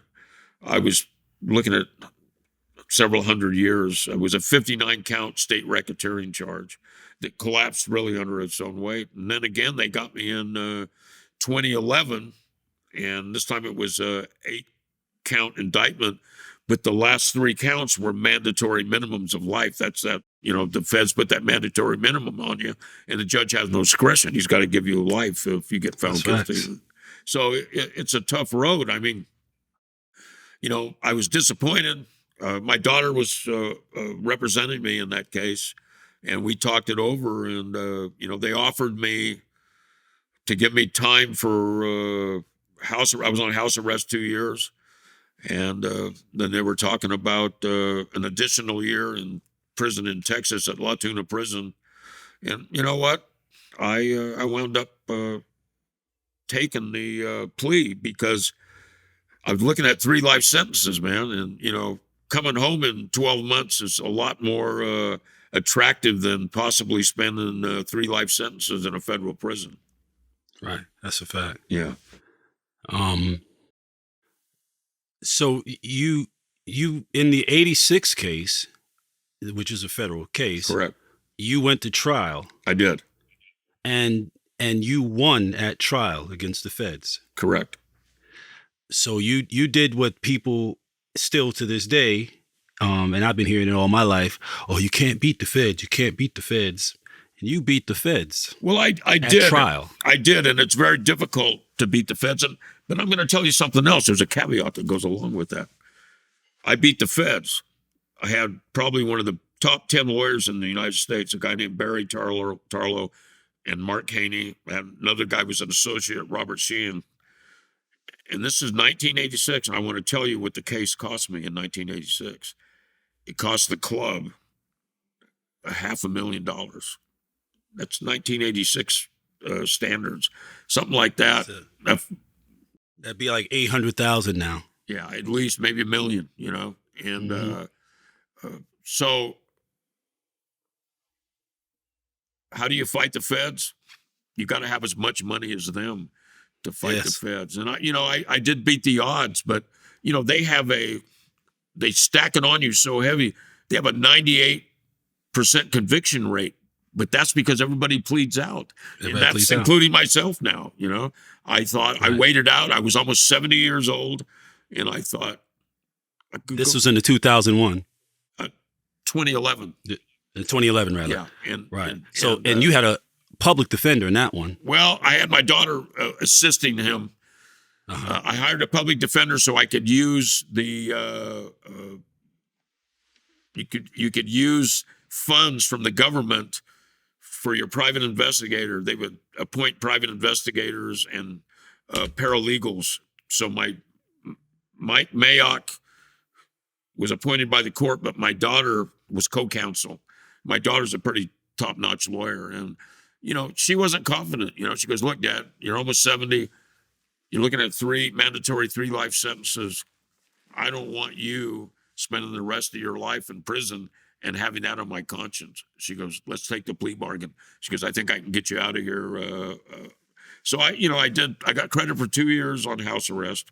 I spent 2 years on house arrest, and I went to La Tuna, Texas, and spent a year in prison there. It was a low-level prison, but it was run like a medium security place. There was a lot of older prisoners there that had the politics of prison, but maybe didn't have the anger to run the prison like they did when they were younger. There's a lot of high-profile guys there just coming off 20, 25-year sentences.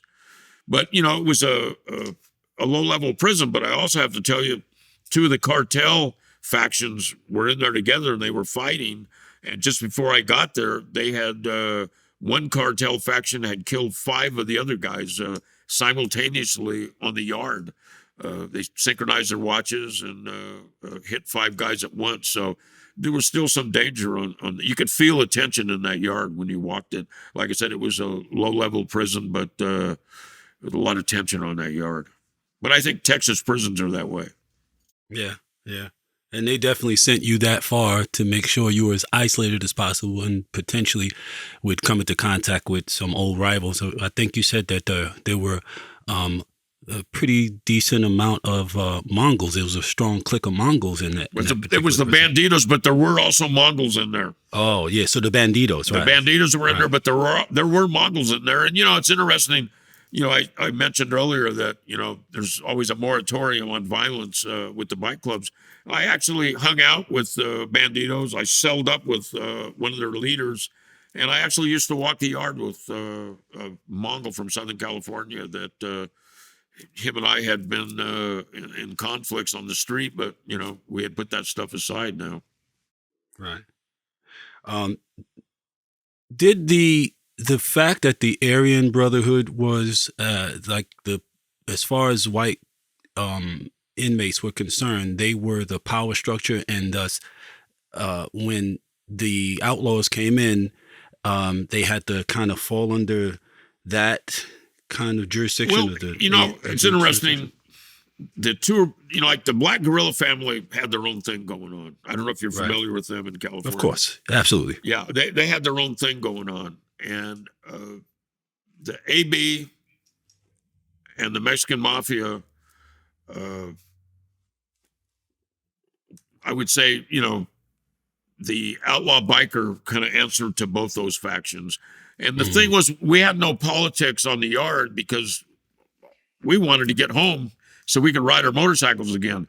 The Right. AB, the Black Guerrilla family, and the Mexican mafia, they operate out of the prisons. That's where they're the strongest. That's their base. Yeah. Yeah, that's their base. So, uh, you know, were we subservient? I don't want to say we were subservient, but we weren't running anything in prison. The Mexican mafia and the AB and the Black Guerrilla family were running everything. The Mexican mafia has a much bigger population in California prison because of all the Serenos in Southern California. Yeah. Those guys Yeah. are always going to prison, and Yeah. they answer to the Mexican mafia. And like every Sereno gang in Southern California, pays a tribute to the MA. And if they don't pay, they got a problem when they hit the Heads yard. literally roll. Yeah, they got a problem when they hit the yard. So, you know, did we have a problem with any of those gangs? No, we never had a problem with them, but we were no challenge to them at all. All right. Who was Ralph Sonny Barger? You mentioned Sonny a lot up Well, until now, and Sonny was the founding member, one of the founding members of the Oakland Hells Angels. That was in 1957. It was San Bernardino, San Francisco, and then Oakland became the third Hells Angel charter. And Sonny was a very powerful figure in the club. And, you got to give him credit. Him and I had different leadership styles. And we didn't always agree, but I always respected him. But Sonny has to be attributed to organizing the club. The club was fractured a lot in the 60s. There was a lot of outlaw bootleg Hells Angel charters. There were several Hells Angel charters in Southern California that weren't united. They were individual, independent charters. And what Sonny did was he eliminated all those charters, took the power base from San Bernardino and brought it up to Oakland. And he became kind of the voice and the face of the Hells Angels, if you will. You got to give the guy credit. right. He just died here a year ago. He was 82, I believe. How old? 82. Wow. Yeah, he was Wow. up there. Wow. So you and he ended up getting into. You guys were pretty close at a point, and then you became, I guess, based upon what you were saying earlier about him having had the bout with cancer and then kind of having to fall back and expecting to die, but then not dying. And then, now you're in position. And so you guys begin to have a problem. Right. Well, I got to give the tenacity on that guy something else. Now, he goes to prison in 2000. No, he goes to prison in the early 90s, I'm going to say. Returns 5 years later, end of, the 90s. Goes back up to Oakland, and things have changed. There's a whole younger faction in the club now. You talked about rejuvenating the club. I mentioned my boy and all the young people. And, that resurgence with the younger members wasn't just happening in Ventura. It was happening in the Bay Area, San Diego and whatnot. Sonny comes home, and this is how I see it and saw it. He doesn't quite have the power he had.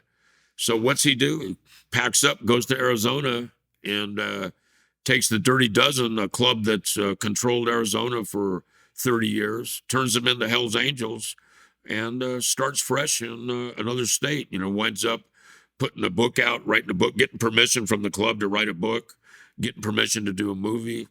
He's doing a lot of things that he was having trouble pushing through in California. He's getting what he wanted in Arizona because he was the top dog over there. He could pretty much do what he wanted. But he ultimately came back to Oakland. He continued to battle cancer, and his first bout with cancer was in the early 80s. And like I said, he died a year ago. He succumbed to cancer finally. But I mean, you talk about tenacity on somebody. He fought that disease on and off for, since the 80s. But, him and I were very close at one time. And, I'm writing a new book called Crossing the Rubicon, and it's about my relationship with him. And, it was very close. I admired him, but I didn't always agree with him. And I guess if you say I had a fault, it was voicing my opinion when he thought I should have kept my mouth shut. And I was very vocal. I didn't hold back. I did a lot of stuff throughout the club. Made a lot of trips to Europe. I went to Europe to end the war over there with the Banditos and the Hells Angels in the Scandinavian countries. Anybody, you can look up the Scandinavian bike wars. The Scandinavian government petitioned the United States government to allow two members of rival clubs to come to the United States so we could negotiate a peace with them. Myself and George Weggers, who was the international leader of the Banditos, met with them in Washington. It was Blondie from the Hells Angels and Jim from the Banditos. And, we negotiated a peace. There had been, I think, 11 to 14 deaths, 97 wounded. I mean, it was a very serious war. They had a shootout in the international airport. They were shooting rockets into each other's clubhouses. And what you have to understand, like people say, well, there's no guns in Europe. You're correct. There are no guns in Europe. You just can't go in and buy guns like you can here in the United States. But they have something different than we have. They have local militias. On the outside of town, the local militias have armories where they keep the rocket launchers, the machine guns, and what keeps the public out is a little padlock. So the two factions were going to these armories, knocking them open and, walking away with rocket launchers, machine guns, handguns, and they had a full-on war going there. I know the Banditos shot a rocket right into the Hells Angels clubhouse, killed 2 or 3 Hells Angels, I think a civilian woman. So when the Scandinavian government, these guys normally would never be able to be allowed to enter the United States. They're both felons. Bondi had murdered 2 guys and had just got out of prison, but he held a lot of sway in the Hells Angels in Denmark. And, they petitioned, the Scandinavian government petitioned American government. They brought him over. We actually had a phone number that if any law enforcement interfered, we were to give them the number. They were going to call Washington, and Washington was going to tell them to stand down and let us do our job. Our job being to broker the peace between the Banditos in Denmark and the Hells Angels in Denmark. And ultimately they did. And do I think it was entirely because George Weggers and I negotiated that? No, I don't, but I think we played a big hand in it. Right. We were very adamant about, getting this put behind us. I'd made several trips to Europe to talk to everybody. And, when the first time I went to Europe, I went to Amsterdam, and there had been a shootout in the airport. And, I went there, and the Hells Angels basically told me to mind my own business. The Hells Angels in Europe, they said, we're going to kill every bandito in Europe. And I said, you're not going to kill every bandito in Europe. I go, that's a pipe dream, man. And if anybody has the opportunity, there's a video out right now. It was from Denmark. I just did it last year. It's the rise and fall of the Hells Angels in Denmark. It's a 7-part, 6 or 7 series episode on the Scandinavian bike war. It's probably one of the best things I've seen in a long time. Not quite as good as my podcast, but good. No, it's good. I'm gonna check that out. All right, man. So Mike Mulhern, right? Right. When you initially were approached by him, you sensed something from that first contact, and then he kept like showing up as like a bad penny, as you said. Yeah. And so at some point you reached out to Sonny and you asked him about this guy. I did. And Sonny gave you. He gave him high I don't know what you marks. can. He gave Mike Mulhern high marks. Yeah, he did. Yeah, he said you can trust this guy with your life, man. And he's a top What was ranked up with guy that? in Miami. I was friends with a gentleman named Mike Mulhern. Mike Eisen. And he was one of the top tier guys in the Mexican mafia. He was a personal friend of mine. His name is, they used to call him Hacha, the hatchet. And he was a little guy, part Mexican, part Filipino, but he was a heavyweight in the Mexican mafia. And I'm familiar. okay, I was friends with Mike Eisen, and when Mulhern came to me, he goes, my buddy, my homeboy, Acha, and that kind of got my attention. It was also interesting as Doug the Thug had just died in prison, and nobody knew about it. We were keeping it under wraps. Doug the Thug was a very powerful, kind of a legend not only in prison but on the streets. Powerful Hell's Angel, real dangerous guy, and he said, "That's too bad about Doug." And that when he said that, I go, "Well, this guy got to be in the know." I didn't think that he was a Fed, but like you use the term coming around like a bad penny. There's a tape of me, and at the end of the tape, Mike's harping on me about killing this guy. And I make some cavalier statements that I don't remember exactly what it was I shouldn't have made. I think I said I'd kill him myself if he was here. I was so exasperated. But at the end of the tape, as Mike walks away, that goddamn FBI bug was so good, you can hear me on the tape saying thanks for nothing. Because he was just frustrating me. It was like, you want to kill this guy, go kill him, man. Don't keep coming to me. You want me to clear your conscience. I don't know what's going on here. But it was probably one of my stupider moments, if you will. If I'm willing to cop to anything of stupidity, that was stupidity at its finest. Right. What was the Dirty Tricks campaign? With the feds? Yeah, where your mom got accused of jury tampering. Well, your wife, my mom got accused. It started in 1986, and it continued even up into the 2001 case. My mom got accused of jury tampering. She rode in the elevator with one of the jurors. They never even said anything to each other. But the Fed said my mom was like pressuring her to find me not guilty. And they actually kicked her off the jury and brought in one of the alternate jurors. And then again, my poor mom. Then again, in 2001, they raided her house. And now my mom's a gambler. My dad's dead now. He's been dead about 7-8 years. And my mom goes up to the Chumash Casino. If she's not at Chumash Casino, she's going to Vegas and she's gambling. And she got $15,000 cash that she had hidden in her mattress. And the cops raid my pad. They find her money and they confiscate it. So she goes to court. And she just reams the judge. She tells the judge, she goes, "I want that money fair and square, Your Honor, and I want every damn penny back."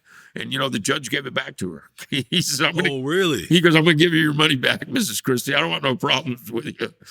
But yeah, so that was some of the dirty tricks. They also sent a guy that said he escaped from prison. He went to the door. He said, "George sent me here." Because you were in prison. You were in contact with this guy in prison. "George sent me here. You're supposed to give me a car, some money, and a gun." Now, if she'd have done anything, she would have been an accessory to a prison escape, and they could have used her as a bargaining chip to get me. And I'll tell you how I found out he was working for the feds. She told him to go to hell. She didn't know what he was talking about. She's a pretty sharp girl. This is my childhood, high school your first sweetheart. wife, My Cheryl, first right? wife, Cheryl, and she tells him to go to hell. She don't know what he's talking about.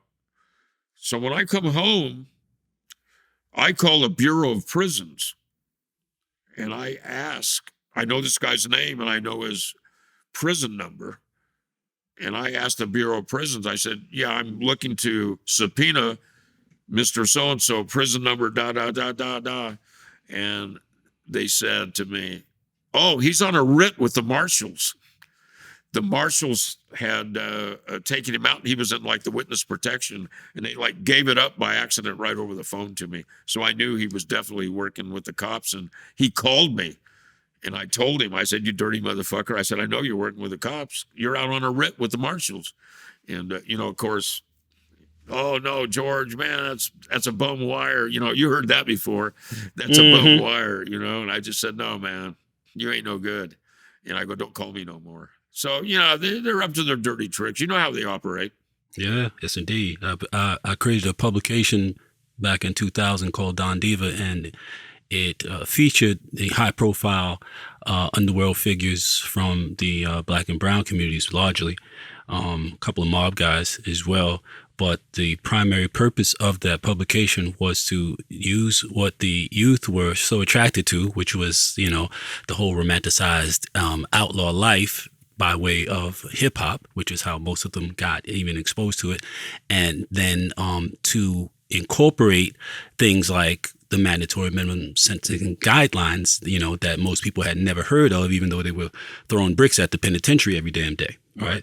So that was the vehicle that I used to put that type of information out there about what was going on behind the goings-ons, And so how did that that make you a big target? I mean, I stayed in motion, but they were very, very hip to me. I was all over the country all the time.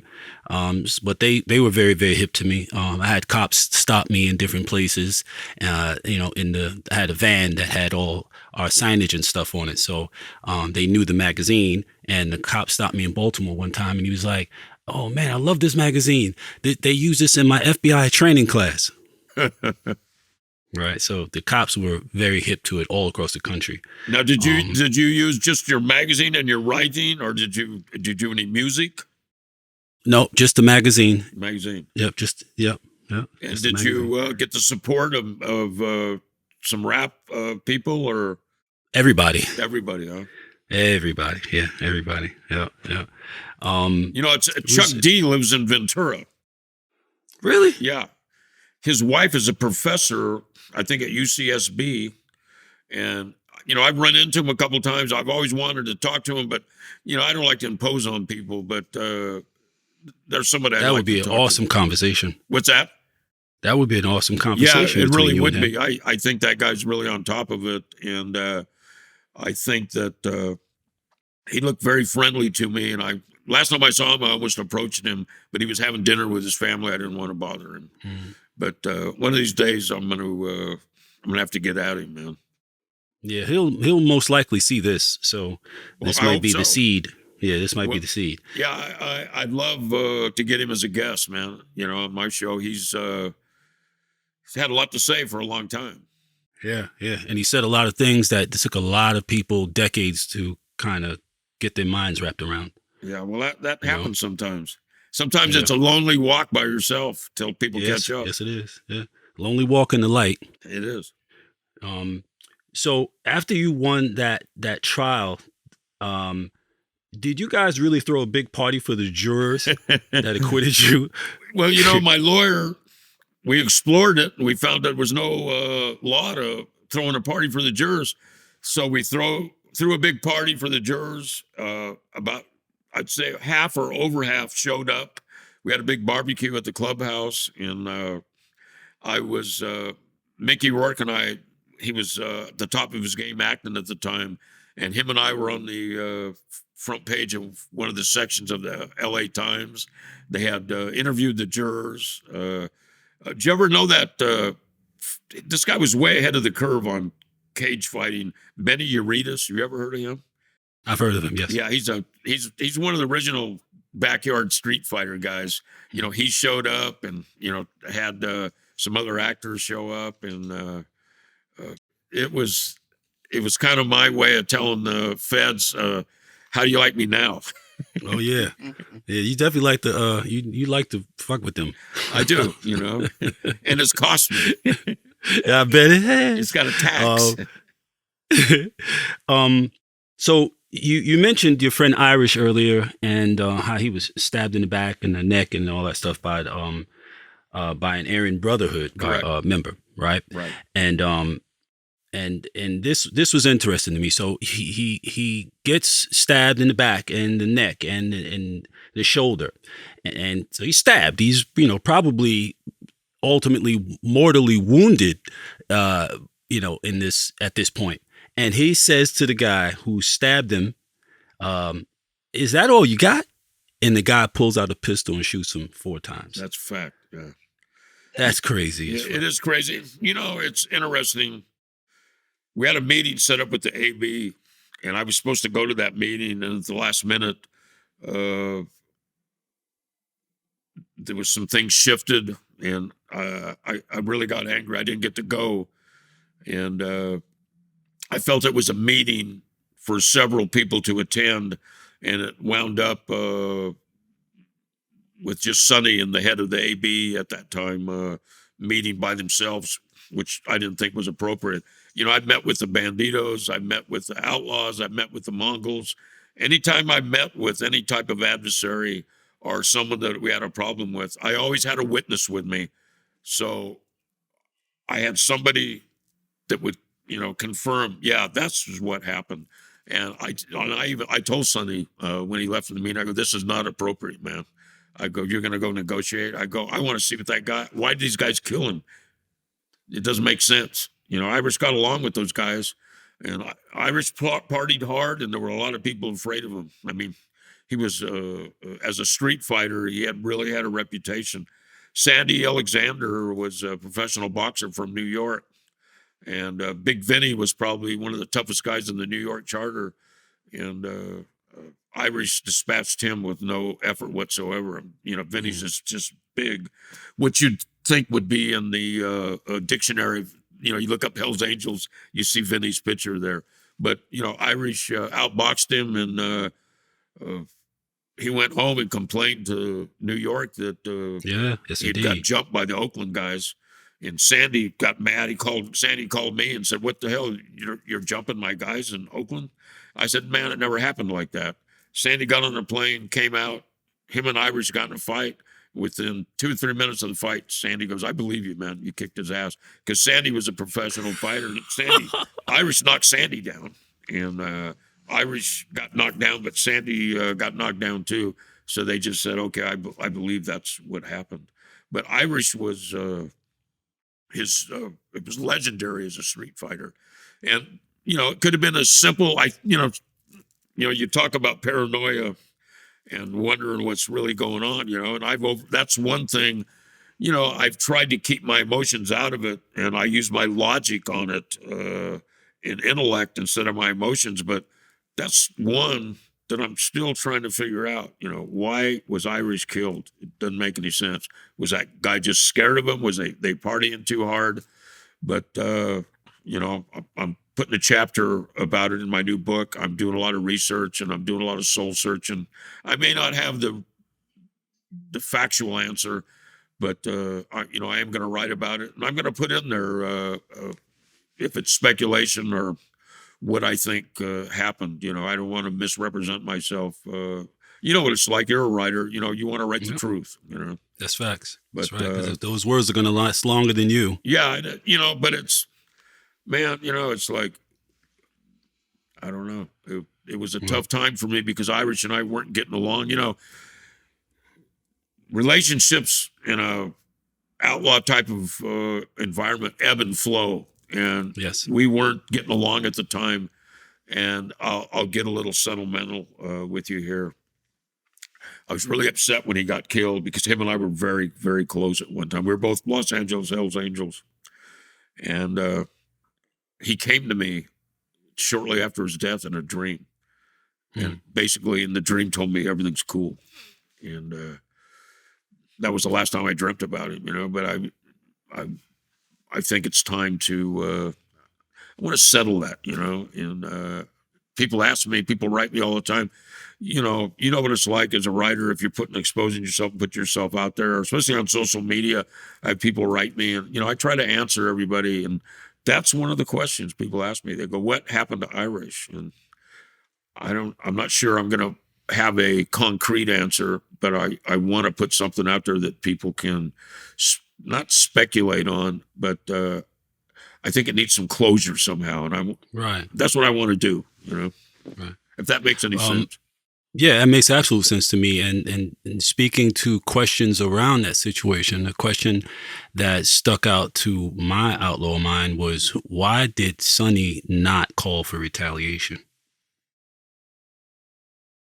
That's one of the questions. Made no sense, bro. I know. No sense. Now, why? You know what, man? I'll take it a step further. Like it's speculation. I don't want people to misunderstand what I'm saying. And I'm blaming you. You opened the door. No, check this out. Why didn't he want retaliation? Was it because he was getting ready to go to prison?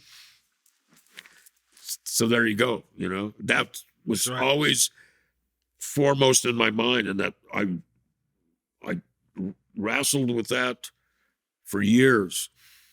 And I've always stopped short because that's the kind of respect I had for Sonny. I never wanted to insult him, but one of the questions I never got to ask him was, did this have something to do with you going to prison and you didn't want to look over your shoulder? But right. Right. Right. I mean, it makes was a sense, pickle. doesn't it? Yeah, it was a pickle. It was a pickle because if you're dealing with the organization whose power base is in prison and you are about to go to prison, you've already been sentenced, you're about to go to prison, and you retaliate. I mean, it's like stepping on the lion's tail. And, knowing he's going to, as soon as you step on his tail, you might not know you're behind him now, but as soon as you step on his tail, he's going to turn around and bite your head off. Well, I got to tell you, I'm glad that we had this conversation because, it's something that's been on my mind. I've written 3 books. I'm on my 4th book, and this is something I wanted to address in each one of those books because it's a very profound question. Why no retaliation? And the answer, you have to ask yourself, you have to ask yourself that. Why no retaliation? And if Sonny's not here to defend himself, I said what I had to say, and I think, you and I are on the same wavelength. Indeed. Here. Indeed. Yeah. Why in 1990 were you contacted by 60 Minutes producer and asked to participate in Mike Wallace's special report on meth? Well, in all fairness, did the Hells Angels control the meth? I don't think so, but there was 3 or 4 people in the club at that time that were prominent cookers, if you will. I mean, and Tony Tate had just busted a bunch of those guys. And I got a phone call from Mike Wallace producers. They said, look, we're going with this story. If you don't do it, we're going to get on the air. We're going to say, we contacted George Christie, Hells Angel leader, and he chose not to comment. So it was kind of one of those situations. I'm damned if I do, damned if I don't. Talked it over with the lawyers, and then ultimately the lawyers said, we think you can handle it, George. I had been I took the witness stand in my own defense. I was up there for 6 days, 6 grueling days, I might add, as a U.S. Attorney hammered at me.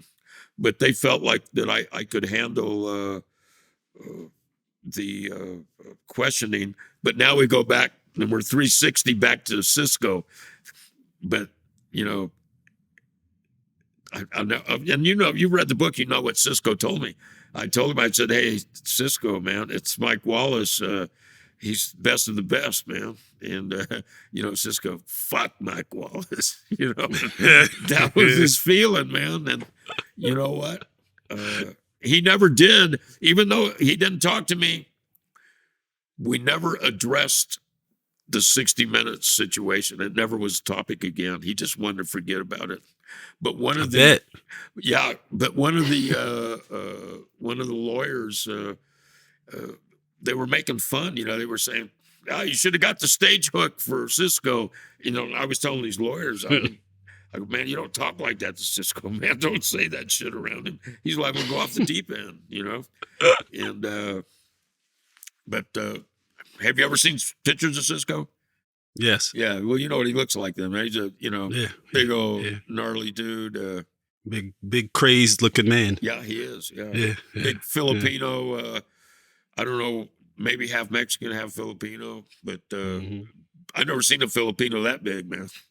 Yeah, Huge, right. man. That's true. Right? Yeah. Yeah, right. Um, how did Mike Mulhern ultimately end up? Well, Mike Mulhern was in the witness protection program, got kicked out of the witness protection program, went back in the witness protection program, and he I don't even know if he's alive. It's interesting.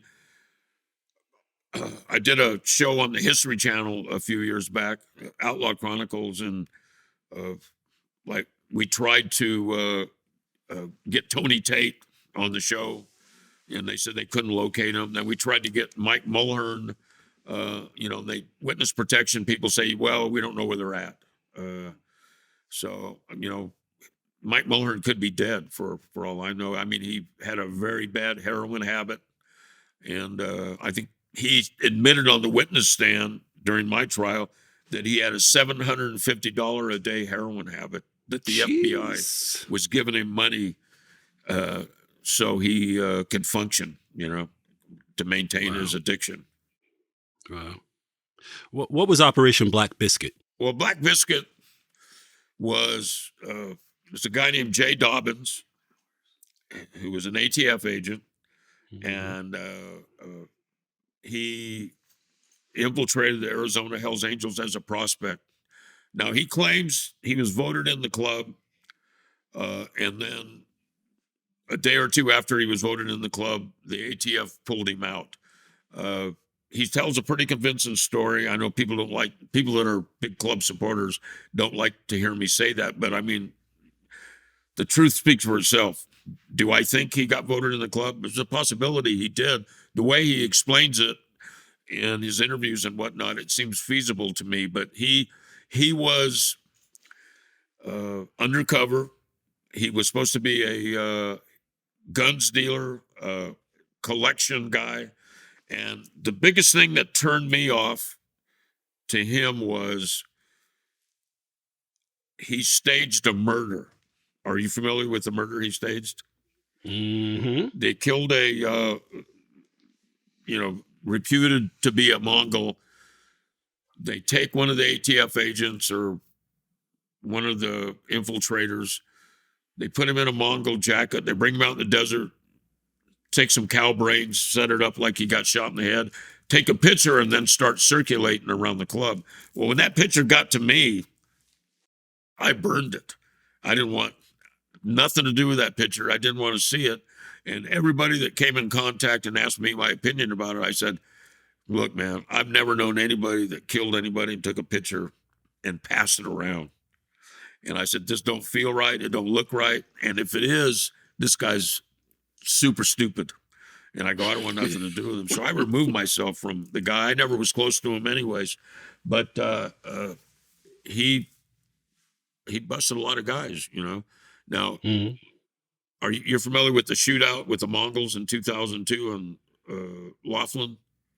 Yes. Yeah. He was there. He wasn't at the shootout. And I don't know if that was by accident or design that he didn't go there. But, here's another situation. You've got 10 Hells Angels staying at the Harris Casino in Laughlin. You got the rest of the Hells Angels staying at Flamingo. You've got 100 Mongols at O'Hara's club with the 10 or so Hells Angels there. The law enforcement comes down to the Flamingo and says, are there any leaders around here? And there's no leaders there at the time. I wasn't allowed to go. I was on high control probation at the time for that tax case with the racketeering thing, the state racketeering. The people are going, no, there's nobody out here, and they go, well, just wanted you to know, there's 100 Mongols surrounding your guys down there at Harris. So what does everybody do? All the guys that are out there, like 30 of them, jump on their motorcycles, ride down to Harris, and a big fight ensues. Now, if the police had never made that offhand comment, that gunfight maybe never would have took place. I mean, we don't know for a fact, but no one had intentions to go down there until the police alerted the Hells Angels at the Flamingo that the Hells Angels were grossly outnumbered by the Mongols at the Harris Casino. And that's what prompted everyone to go down there. And that's on the record. That's not, I'm not pulling that out of thin air. I mean, No, I watched the video. Yeah, of the whole thing. It was wild. It was insane. It was an insane melee. Yeah, insane. It starts off with the one guy kicking the Mongol in the chest. One of your guys kicked the Mongol in the chest. I can't think of the member's name. I mean, I know him. I've known him for 30 years. Mm-hmm. He's in prison again right now, and but he Ray. Yeah, Ray walked up to that Mongol and said something, kicked him in the chest, and all hell broke loose. You can't really see the whole kick. All you can see is him up and kicking the Mongol's leg, obscured by the slot machine. Right, that's right. I talked to a lot of civilians that were there, and they said the bullets were ricocheting off the slots, and people were hitting the ground. And you can see. Did you see that one Hell's Angel, Calvin? He's calculating like. Yep. I mean, he's just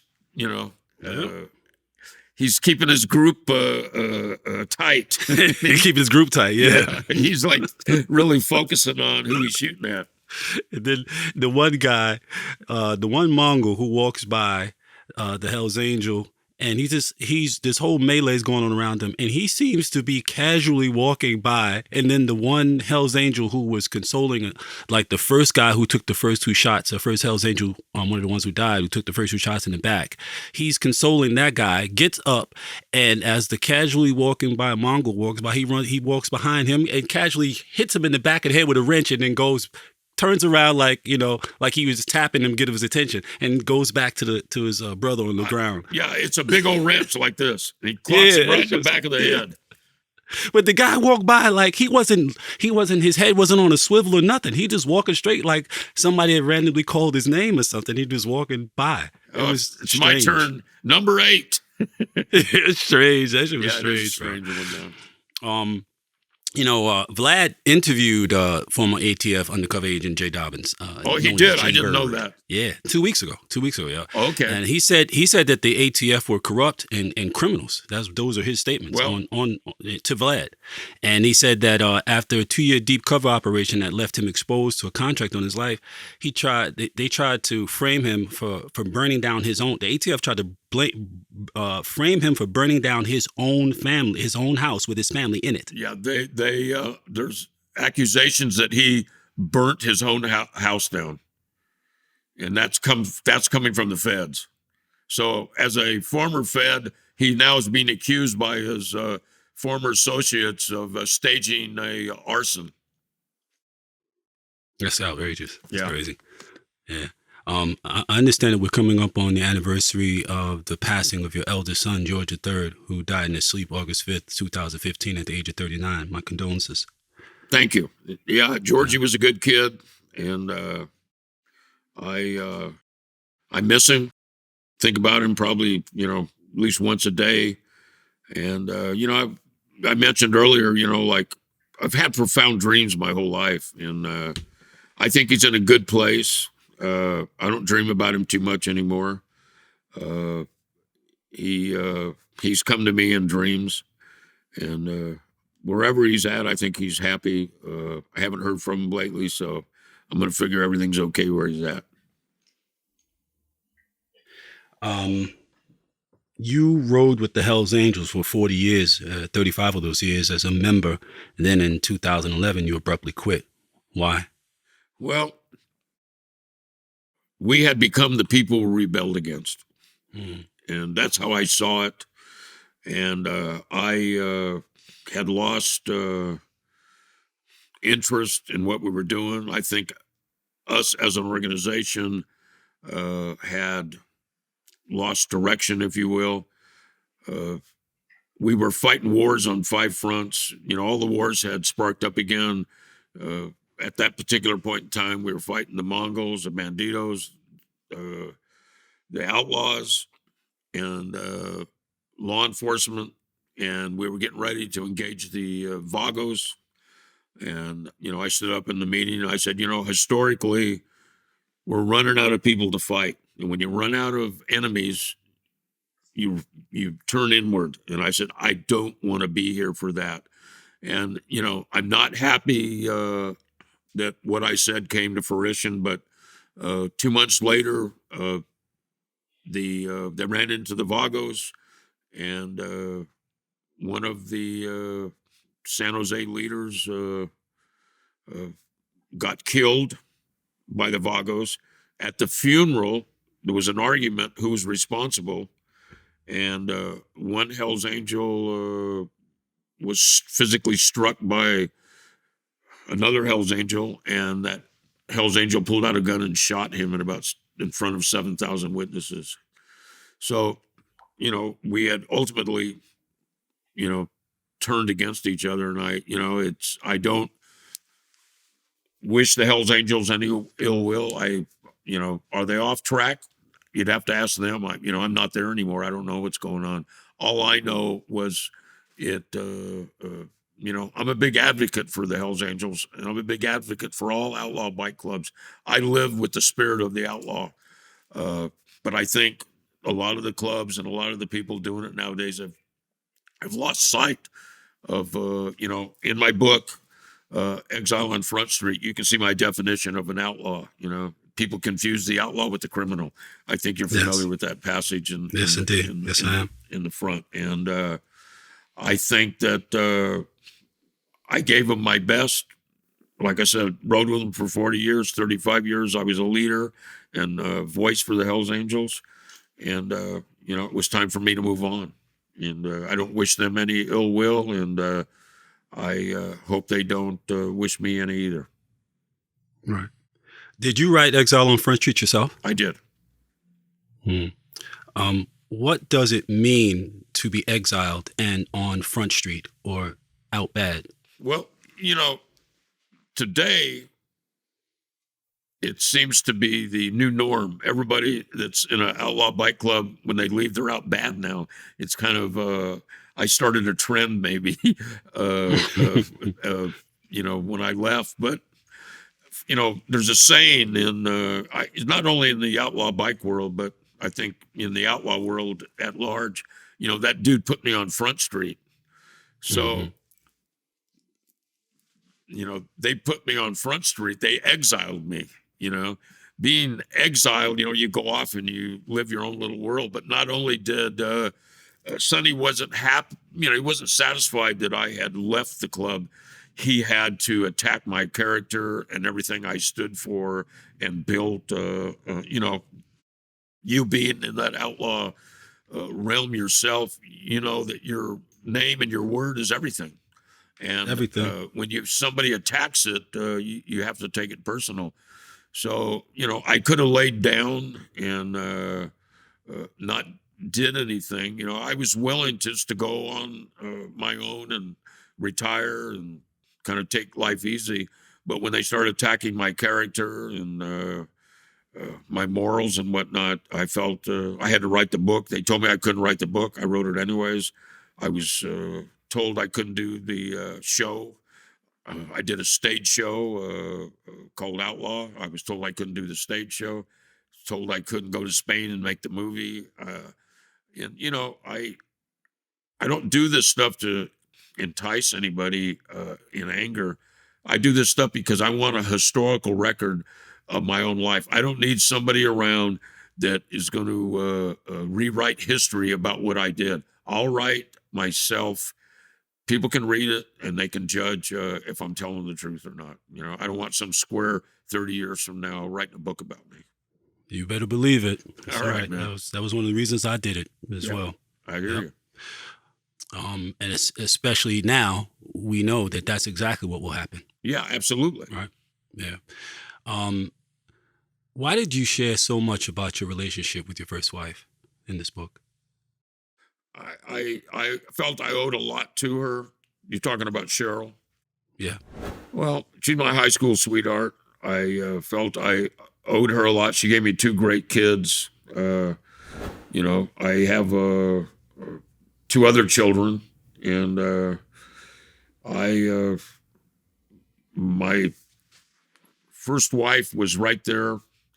She participated in just about everything I did, and I felt that I just felt she had that coming. I guess.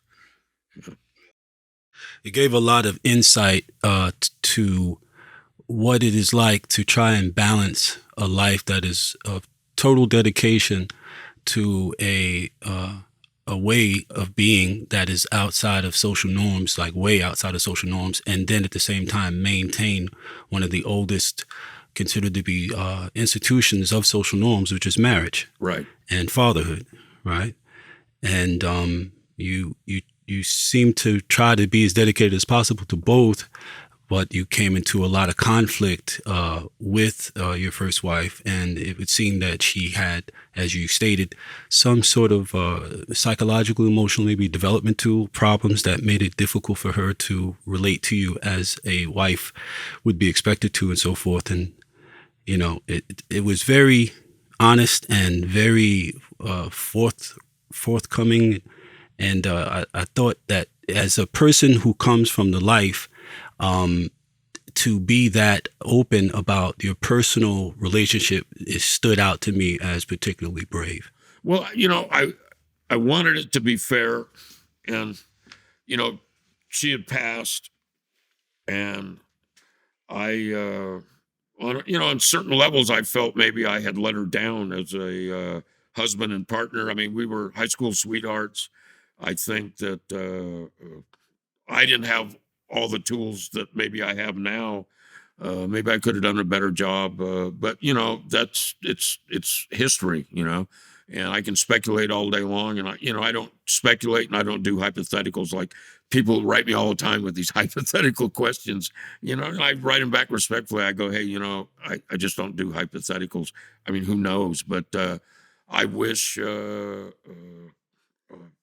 wherever she's at, I hope she's happy, and I think she is happy. I just have that feeling. I'm in a really good place in my life, and I I'm very happy. The person I'm with now was good friends with her, my wife, Beverly, and we all kind of grew up together. And I was good friends with Beverly's husband. She was married to him for 56 years. He was a good friend of mine. So I'm at a real comfortable place in my life. I'm very happy and feel like a kid That's again. awesome. That's awesome, brother. Yeah. So what was the best thing about being a Hell's Angel? I think the freedom on the early freedom on the motorcycle, no boundaries. And, one of the things that I think changed was, when I first came around the club, it was a real live and let live philosophy and society. And, somebody was a little odd and they were doing something, hey man, more power to them, and it seems that's not quite there the way it was at one time. And I think that was one of the things I missed. And that was one of the things that drew me to that lifestyle was just being able to be free, be a free thinker, thinking outside the box. If you talk about thinking outside the box, well, being an outlaw, you got to think outside the box. That's right. Because that's where you live. What's that? Yeah. Because that's where you live. Absolutely. Yeah. Yeah. Yeah, for sure. What was the worst thing about being a Hell's Angel? The worst thing was all the law enforcement scrutiny and the links that some of them would go to. They would break the law to enforce the law. And I thought that was very hypocritical. That's was, do I have any ill feelings about the Hells Angels or the lifestyle? No, I have ill feelings with some people in law enforcement because they just took it too far. I'll give you an example. There's a local thing in the Ventura. There's a little magazine, a weekly magazine. It's very popular in Ventura, and every year they have the top 10 this, top 10 that, and they had the top Ventura mover and shaker. And one of the years I came in first place, and the district attorney came in second place, and he took that personal, man. And I had people in law enforcement tell me, they go, "This guy's gunning for you, man. He can't believe you're the number one mover and shaker in Ventura." That had my picture on the front of the magazine. It said, "Ventura's number one mover and shaker, George Christie." And he took it personal, man. And I find that stuff comical, but it's also harmful. Like, he came after me, but he also affected my family, affected my wife, my children, my mother. My father was gone by then, but I mean, all because he didn't get a title. He takes that power that he has and wields it like a sword because he's not happy. Right. It's just not right. But it is what it is. It is what it is. Yeah, man. I appreciate your time and your insight and your wisdom, brother. Is there anything that we should be looking for? Where should people look for George Christie to pop up next, man? Well, they can go to my podcast, Speak of the Devil. We got 8 episodes up. We got season 1's completed. We're still doing the edit. Nick Wong is doing some great editing on it. And, he's a director, photographed everything, and he's really putting it together in a unique way. And I'm going to start having guests on there. And I'm going to start probably reading. One of the things we'd like to do, what I want to do, is I want to read my books myself on the podcast, and then I want to comment on them. And so, we're coming up with some stuff. These guys, the producers, are very creative, and all my time is focused on that. My new book, Crossing the Rubicon, I'm working on that. A lot of things. I want to write about myself and Sonny, how we were different as leaders. And it's not a book attacking anybody's character. It's a book about leadership styles. Excellent. But I'm around, my friend. Well, I'm looking forward, man. I know that when I get back out to the LA, I will be pulling up on you, bro. Okay, sounds good. All right, looking forward. Thank you, George. Thank you, man. Appreciate it. For your time, and take care. Travel wisely. Be careful. Yeah.